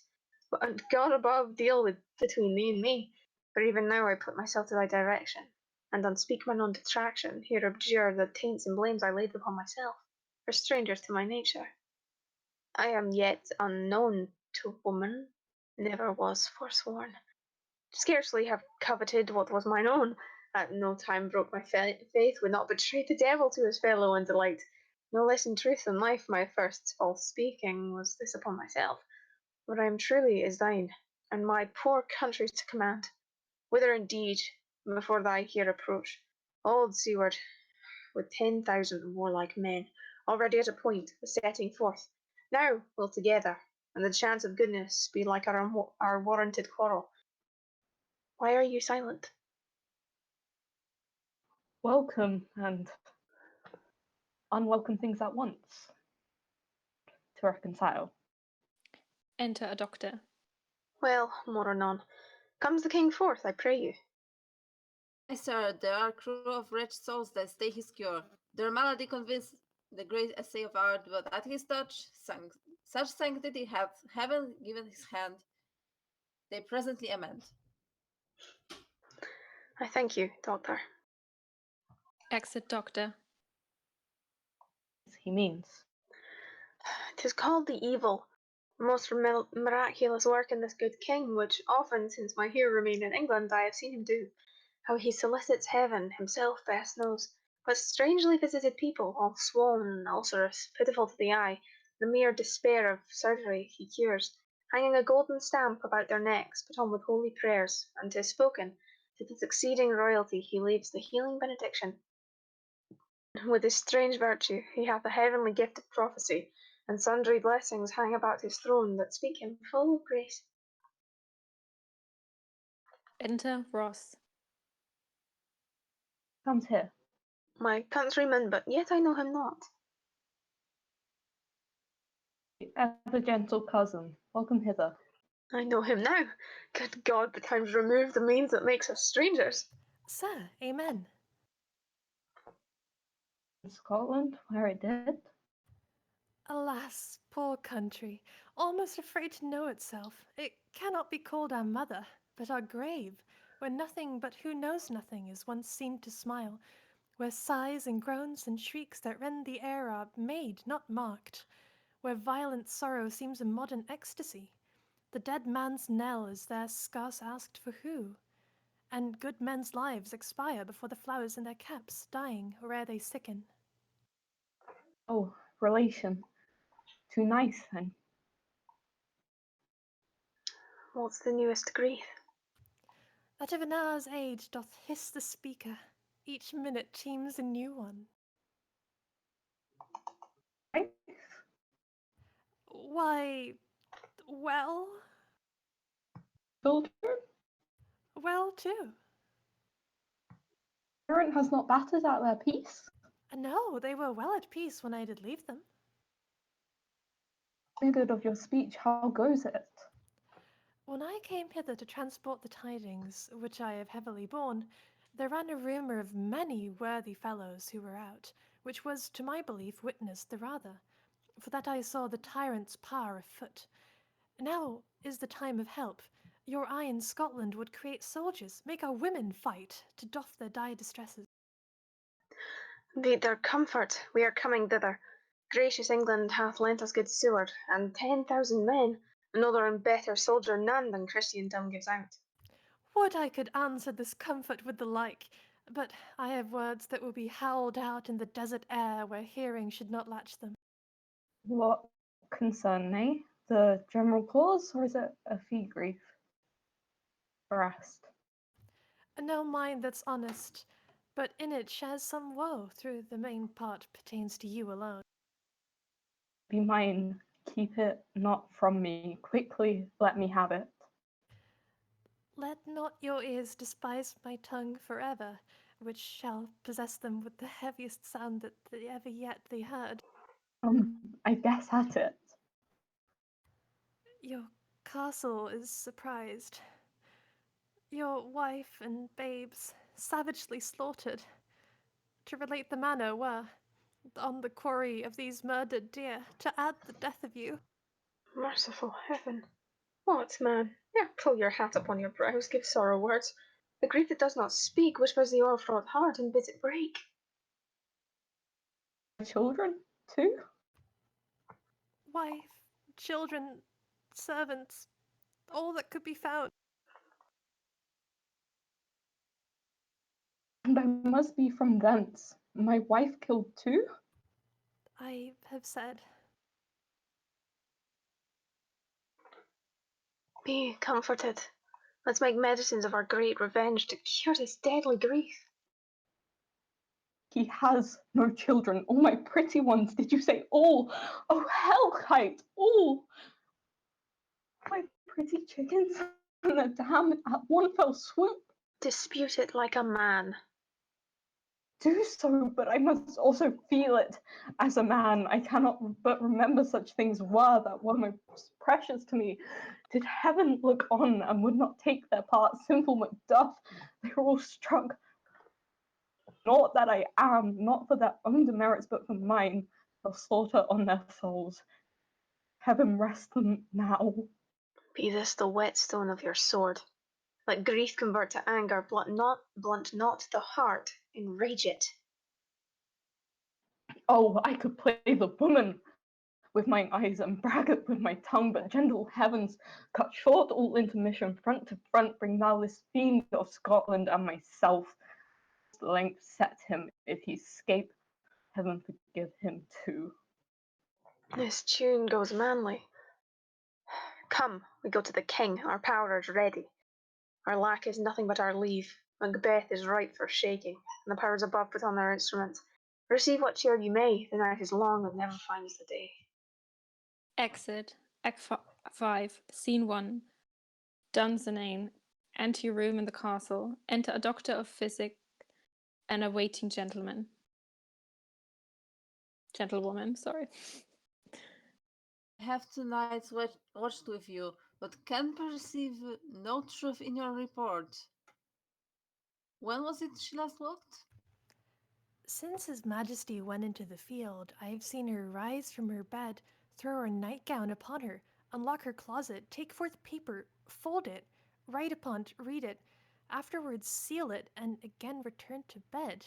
Yet all this while in a most fast sleep. Great perturbation in nature, to receive at once the benefit of sleep and do the effects of watching. In this slumbery agitation, besides her walking and other actual performances, what at any time have you heard her say? That, sir, which I will not report after her. Say to me, and this most meet you should. Neither to you nor anyone, having no witness to confirm my speech. Enter Lady Macbeth with a taper. Lo you, here she comes.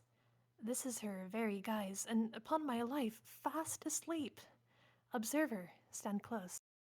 How came she by that light? Why, it stood by her. She has light by her continually. 'Tis her command. See, her eyes are open. Aye, but their sense is shut. What is it she does now? Look how she rubs her hands. It is an accustomed action with her, to seem thus washing her hands. I have known her continue in this a quarter of an hour. Yet, here's a spot. She speaks. I will set down what comes from her to satisfy my remembrance the most strongly. Out, damn spot. Out, I say. 1, 2. Why then? 'Tis time to dote. Hell is murky. Fie, my lord, fie, a soldier interfered. What need we fear who knows it, when none can call a power to account? Yet who would have thought of the old man to have had so much blood in him? Mark that. A slain a foe that a wife. Where's she now? What, will these hands never be clean? No more of that, my lord, no more of that. You maul with the starting. Go to. You have known what you should not. She has spoke what she should not, I am sure of that. Heaven knows what she has known. Here's the smell of the blood still. All the perfumes of Arabia will not sweeten this little hand. Oh. The sigh is there. The heart is sorely charged. I would not have such a heart in my bosom for the dignity of the whole body. Well. And pray God it be, sir. This disease is beyond my practice. Yet I have known those which have walked in their sleep, who have died holily in their beds. Wash your hands, put in a nightgown. Look not so pale. I tell you yet again, Banquo's buried. He cannot climb out one's grave. And so? To bed. There's knocking at the gate. Come, give me your hand. What's done cannot be undone. To bed. Does she go now to bed? Directly. Whisperings are abroad. Unnatural deeds do breed unnatural troubles. Infected minds to their death pillows will discharge their secrets. More needs she the divine than the physician. God forgive us all! Look after her, remove her from her the means of all annoyance, and still keep eyes upon her. So, good night. My mind she has mated, and amazed my sight. I think, but dare not speak. Good night, good doctor. Exit, scene 2, the country near Dunsinane. Drum and colours. Enter Mentis, Cathnas, Angus, Lennox, and soldiers.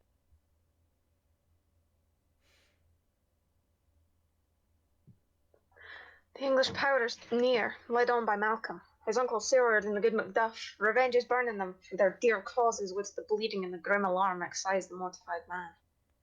Near Burnham Wood shall we meet them. That way they are coming. Who knows if Donalbain be with his father? Sentence, sir. He is not. I have a file of all the gentry. Here's the Sewardson, and many of youths that even now protest their first of manhood. What does the tyrant? Great Dunsinane is strongly fortifies. Some say he is mad. Others that lesser hate him do call it a valiant fury. But for certain he cannot buckle his distempered cause within the belt of rule. Now does he feel his secret murderer sticking on his hands? Now minutely revolves upbraid his faith breach. Those he commands move only in command, nothing in love. Now does he feel his title hang loose about him, like a giant's robe upon a dwarfish thief. Who then shall blame his pestered senses to recoil and start, when all that is within him does condemn itself for being there? Well, march we on. To give obedience where 'tis truly owed, meet we the medicine of the sickly will, and with him pour we in our country's purge each drop of us. So as it needs, to do the sovereign flower and drown the weeds. Make we our march towards Burnham. Exit, marching. Scene 3, Dunsinane, a room in the castle. Enter Macbeth, Doctor, and attendants. Bring me no more reports, let them fly all. Till Burnham would remove to Dunsinane, I cannot taint with fear. What's the boy Malcolm? Was he not born a woman? The spirits that know all mortal consequences have pronounced me thus. Fear not, Macbeth. No man that's born of woman shall e'er have power upon thee. Then fly, false thanes, and mingle with the English epicures. The mind I sway by and the heart I bear shall never sag with doubt nor shake with fear. Enter a servant.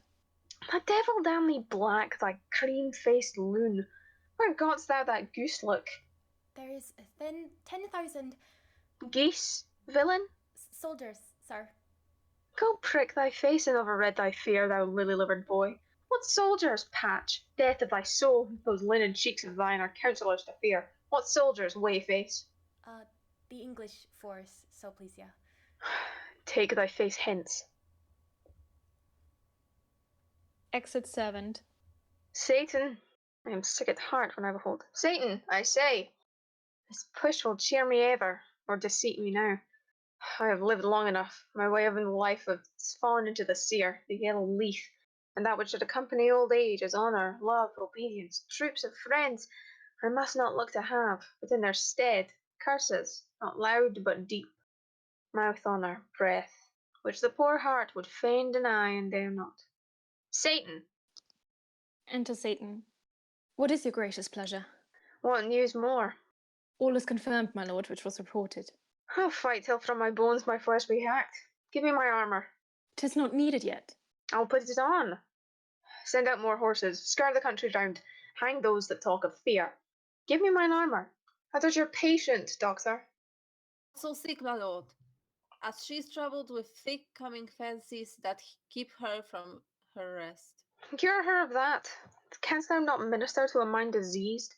Pluck from the memory a rooted sorrow, raise out the hidden troubles of the brain, and with some sweet, oblivious antidote cleanse the stuffed bosom of that perilous stuff which weighs upon the heart. The patient must minister to himself. Throw physics to the dogs, I'll have none of it. Come, put mine armour on, give me my staff. Satan, send out. Doctor, the thanes fly from me. Come, sir, dispatch. If thou couldst, doctor, cast the water of my land, find her disease, and impart it to a sound. In pristine health I would applaud thee to the very echo that should applaud again. Pulled off, I say. What rhubarb, cyme, or what purgative drug would scare these English hens? Hearest thou of them? Aye, my good lord, your royal preparation makes us hear something. Bring it after me. I will not be afraid of death and bane till Burnham Wood Forest come to Dunsinane. Far from Dunsinane away and clear. Profit again should hardly draw me here. Exit.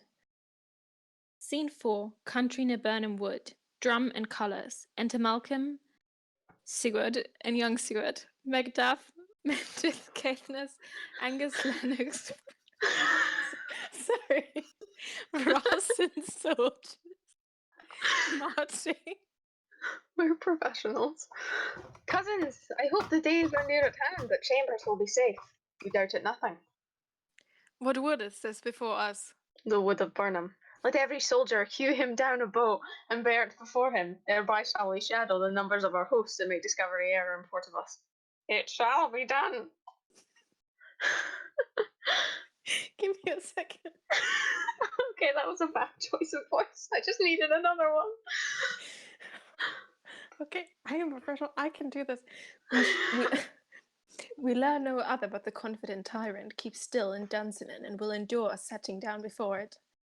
'Tis his main hope, for where there is advantage to be given, both more and less have given him the revolt, and none serve him with him but constrained things whose hearts are absent too.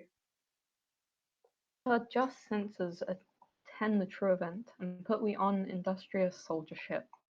The time approaches that will with due decision make us know what we shall say we have and what we owe. Thoughts speculative their unsure hopes relate, but certain issues strokes must arbitrate, towards which advance the war. Exit marching. Scene 5. Dunsinane within the castle. Enter Macbeth, Satan, and soldiers. Jesus Christ. I'm sorry, it's 10 p.m. with It's drums late. and colours. Hang out our banners on the outward walls, the cry is still, they come! Our castle's strength will laugh a siege to scorn. Here let them lie till famine and the ague eat them up. Were they not forced with those that should be ours, we might have met them dareful, beard to beard, and beat them backward home. A cry of women within. What is that noise? It is the cry of women, my good lord. Exit. I have almost forgot the taste of fears. The time has been, my senses would have cooled to hear a night shriek, and my fell of hair would at a dismal treatise rouse and stir as life weren't. I have supped full with horrors, direness, familiar to my slaughterous thoughts, cannot once starve me. Re-enter Satan. Wherefore was that cry?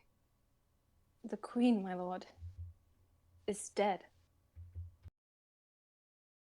she should have died hereafter. It would have been a time for such a word. Tomorrow and tomorrow and tomorrow creeps in this petty pace from day to day, to the last syllable of recorded time. And all our yesterdays of lighted fools lay to dusty death. And all our yesterdays of lighted out, brief candle. Life's but a walking shadow. A poor player that struts and frets his hour upon the stage and then is heard no more. It is a tale told by an idiot, full of sound and fury, signifying nothing. Enter a messenger. Now come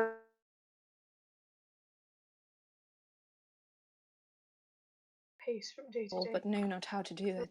What say, sir? As I did stand my watch upon the hill, I looked toward Burnham, and on me thought the wood began to move. Liar and slave! Let me endure your wrath, if it be not so. Within this 3-mile may you see it coming.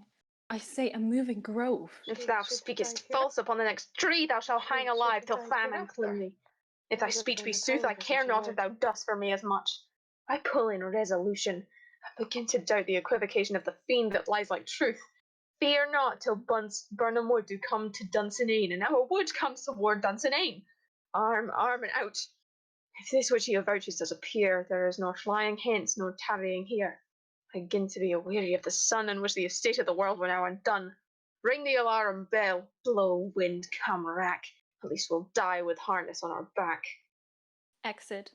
Scene 6, Dunsinane before the castle. Drum and colours. Enter Malcolm, Seward, Macduff and their army with bows. Now, near enough. Your leafy screens throw down and show like those you are. You, worthy uncle, shall, with my cousin, your right noble son, lead our first battle. Worthy Macduff and we shall take upon what else remains to do according to our order. Fare you well. Do we but find the tyrant's power tonight, let us be beaten if we cannot fight. All our trumpets speak, give them all breath, those clamorous harbingers of... Exit. Scene 7, another part of the field. Alarums. Enter Macbeth. They have tied me to a stake. I cannot fly.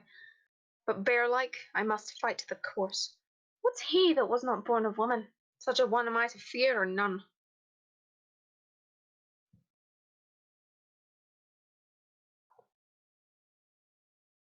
What is thy name? Don't be afraid to hear it. Oh, thou who calls thyself a hotter name than any is in hell. My name's Macbeth. The devil himself could not pronounce the title more hateful to mine ear. No, nor more fearful. Thou liest, a poor tyrant. With my sword I approve the lie thou speakst. They fight, and young Seward is slain. Thou wast born of woman, but swords I smile at, weapons laugh to scorn, brandished by a man that's a woman born. Exit. Alarums. Enter Macduff. Tyrant, show thy face, if thou be slain, and with no stroke of mine my wife and children's ghosts will haunt me still. At wretched kerns whose arms are hired to bear thy staves. Death, or else my sword with an unbattered edge I sheathe again undeeded. By this great clatter one of greatest note seems bruited. Fortune, and more I beg not. Exit. Alarums. Enter Malcolm and Seward. This way, my lord, the castle's gently rendered. The tyrant's people on both sides do fight. The noble saints do bravely in the war. The day almost itself professes yours, and little is to do. We have met with foes that strike beside us. Enter, sir, the castle. Exit. Alarums. Scene 8, another part of the field. Enter Macbeth. Why should I play the Roman fool and die on mine own sword? As I see lives, the gashes do better upon them. Enter Macduff. Hellhound, turn! Of all men else I have avoided thee. But get thee back. My soul is too much charged with blood of thine already. I have no words, my voice is in my sword, thy bloody a villain than terms can give thee out. They fight. Thou losest labour, as easy mayst thou the entrenchant air, with thy keen sword impressive make me bleed. Let fall thy blade on vulnerable crests. I bear a charmed life, which must not yield to one of woman born. Spare thy charm, and let the angel whom thou still hadst served tell thee, from his mother's womb untimely ripped. And accursed be the tongue that tells me so, for it hath cowed the better part of man. And be these juggling fiends no more believed than pulled for us in double sense, that keep the word of promise to our ear, and break it to our hope. I'll not fight with thee. Killed thee, coward, and live to be the show and gaze of the time, will have thee, as our rarer monsters are, painted under it. Here may you see the tyrant. I will not yield. To kiss the ground before young Malcolm's feet, and to be baited with the rabble's curse. Though Burnham would be come to Dunsinane, and thou opposed being of no woman born, yet I will try the last. Before my body I throw my warlike shield. Lay on, Macduff, and damned be him that first cries hold enough. Exit, fighting, alarms. Retreat, flourish. Enter with drum and colours, Malcolm, Seward, Ross, the other thanes and soldiers. I would the friends we miss were safe arrived. Some must go off, and yet by these I see so great a day as this is cheaply bought. Macduff is missing, and your noble son. Your son, my lord, has paid a soldier's debt. He only lived but till he was a man, the which no sooner had his prowess confirmed in the unshrieking station where he fought, but like a man he died. Then is he dead? Then he is dead. Aye, and brought off the field. Your cause of sorrow must not be measured by his worth, for then it hath no end. Had he his hurts before? Aye, on the front. Why then, good soldier be he. Had I as many sons as I have heirs, I would not wish them to a fairer death, and so his knell is nulled. He's worth more sorrow, and that I'll spend for him. He's worth no more. They say he parted well and paid his score, and so God be with him. Here comes newer comfort. Re-enter Macduff with Macbeth's head. Hail, king, for so thou art. Behold, usurper's cursed head, the time is free. I see thee compassed with thy kingdom's pearl, reputation in their minds, whose voices I desire aloud of mine. Hail, King of Scotland. Hail! Hail, King of Scotland! King of Scotland! Flourish. We shall not spend a large expense of time before we reckon with your several loves, and make us even with you. My thanes and kinsmen henceforth be earls, the first that ever Scotland in such an honour named. What's more to do, which would be planted newly with the time, as calling home our exiled friends abroad, that fled the snares of watchful tyranny, producing forth the cruel ministers of this dead butcher and his fiend-like queen, who, as 'tis thought, by self and violent hands took off her life. This and what needful else that calls upon us, by the grace of grace, we will perform in measure, time, and place. So thanks to all at once and to each one whom we invite to see us crowned at Scone. Exit. Yay! Curtains. Woo! Yay. That was fun. Oh, that was so much fun. That was great. So, first things first. Do we know how to save this thing? It is... We have VODs turned on. Yes. Yeah, so as soon as the Yay. broadcast ends, it's just going to save automatically. Yes. So we Okay. don't lose this one. So do we just We- end it now? And then keep chatting in the Discord? Maybe we could tell people where they can find us. Yes. Yes, okay. And then I was thinking we could, I know we're not a lot of Any people, of but we the- could host Izzy, because Izzy is doing that TwitchCon thing right now. Oh, okay. Yeah, we can do that. Sweet. I was going to ask that if there are any trans streamers that we could reroute our viewers to. Yes. Yeah. So we're gonna. So we'll raid host Izzy. Izzy, yeah. So I guess. If I can figure out, I think I know how to do that. Okay, cool. Well, this is not an official Croakspeare, Oh God, it's like 9 o'clock. I'm not having a good time right now. We're not an official Croakspeare streamy thing. It's Friday the 13th. We wanted to do a spooky play. Yes. We didn't realize that it would be incredibly cursed. It took us like 2 hours to actually start. So, yeah, that went well. I can't believe we didn't see this coming. But I know. right? We were just like, yeah, let's just do a cursed play on a cursed day and everything will be fine. But no. So let's mention the name of the play like 10 times before we start as well. We did. It was a terrible idea.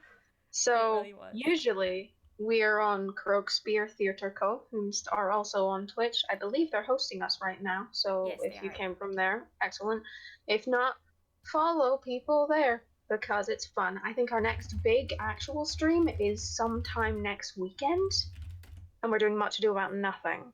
So that'll be the big one. But also, tomorrow, we're doing another fun time Croakspeare play because we're going to do The Tempest. And I'm very excited about that. So I guess, should we go through the cast and just say who we were and if we have anything to plug? Because I know we did that in the big stream, so we might as well do it again. Should we Yeah, go let's just do down that. the line? Just down the Yeah, line? just go down. All right, Akane. All right. Yeah, because I have to remember who I played now. Oh God. Hi, I'm Akane. I was Lady Macduff, Ross, Caithness, the Gentlewoman, and one of the 3 apparitions. This is super fun. I'm not going to plug anything. Go ahead. All right, Aaron. Oh, right. Right, I was... Oh, who was I? I was Lady Macbeth. so many to choose from. I was the narrator, so the stage directions. I was Lady Macbeth, Seward, also known as C-word, Yes. Satan, the third witch, and the messenger. And yes, that was all me. Excellent. Do I plug anything? I don't know. Go I don't know. Do you want to plug something? I'm gonna be really weird and I'm gonna plug my Instagram because why not at this point? Yeah, go. Anonymity be damned. It's Aaron dot like full stop Fox on Instagram. That is me. All right. Yes. Hang on while I go and one. follow you. Yeah, we're all just gonna just give us a second. We're gonna go follow. Yeah. Anything else, Aaron? No. All right. I'm Atlas, and I played the first witch, Angus, the son of Lady Macduff, the first apparition, the lords, and the servants. That's it. That's pretty much it. Go follow Croakspeare on Twitter. Yeah. Go ahead, Cranberry. Okay, so Cranberry, I played the sergeant at the beginning and Macduff. And if you want, you can follow my Twitter. Jam Cranberries, I think, is my handle. But confirm that for me. You can put it in the chat if you like. Crow is next, in fact. Off you go. Oh God. Hello.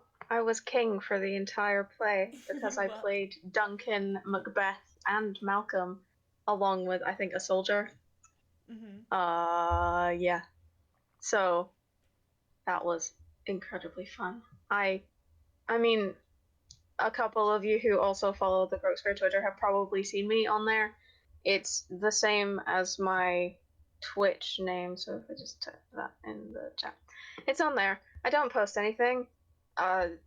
Very boring. I mostly retweet stuff, but on occasion you'll see me on Croakspeare tweets, putting funny things like "the yeehaw fool shall be missed."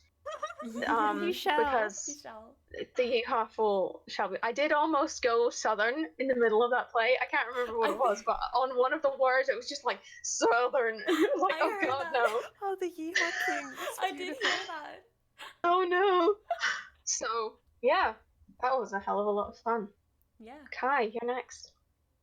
I played Lennox, the second witch, both the doctors, a porter who was drunk, and I was running in my room with my cup of water Funny times. My H button, which I used to speak, was buggy. Then I read one of the killers. No, two of the killers of Banquo, the second and the third one, and the young C word. Do you have anything to plug? Absolutely nothing. I had fun. I had my Yay! All right. Midday coffee fun. then. So Croakspeare Twitter. Oh yeah. Yeah. Go ahead, Logan. Midday coffee.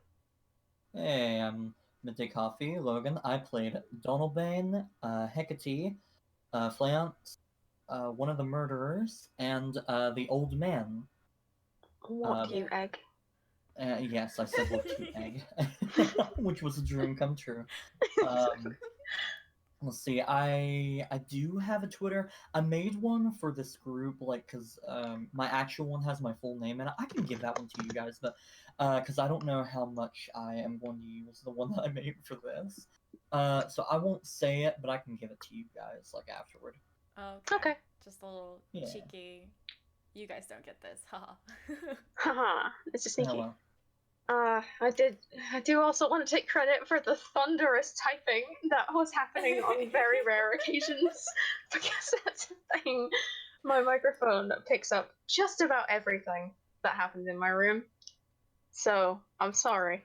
It really did Very add to the sorry about atmosphere, that. though. That was Yeah, perfect. the atmosphere of Macbeth going missing for half a scene and then having to come back after just. Yeah, that was fun. Yeah, it was great fun. So, I Alright. don't know who's going to be here tomorrow. I think there's going to be a couple more people, but also a couple of the people who were here tonight are going to go. But we are going to do the Tempest. I'm super excited. We thought of, like, there's 2 spooky plays. The Tempest was kind of a last minute one, and it's actually Friday the 13th today, so we did the Cursed play today. But we're going to do a spooky play tomorrow as well. Yes. I'm playing Ariel, and none of you can take that away from me. Just saying. We won't. That's Absolutely. Excellent. Alright. Okay, cool. Well, I think that's everything. Yeah. So we're gonna go ahead and raid Izzy now, and we hope Yeah. everybody sticks around to support her. She's trying to get to TwitchCon, so let's go support Izzy. Yeah. Yeah. Yeah. Yeah. Yeah. Yeah. Yeah. Yeah. All right, everybody, let's go raid.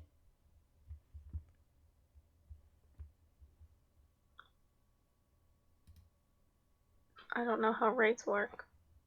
We're doing it right now. Doing it now? Yeah, we did it. And I'm Which gonna means Ah, we're there we also go. offline.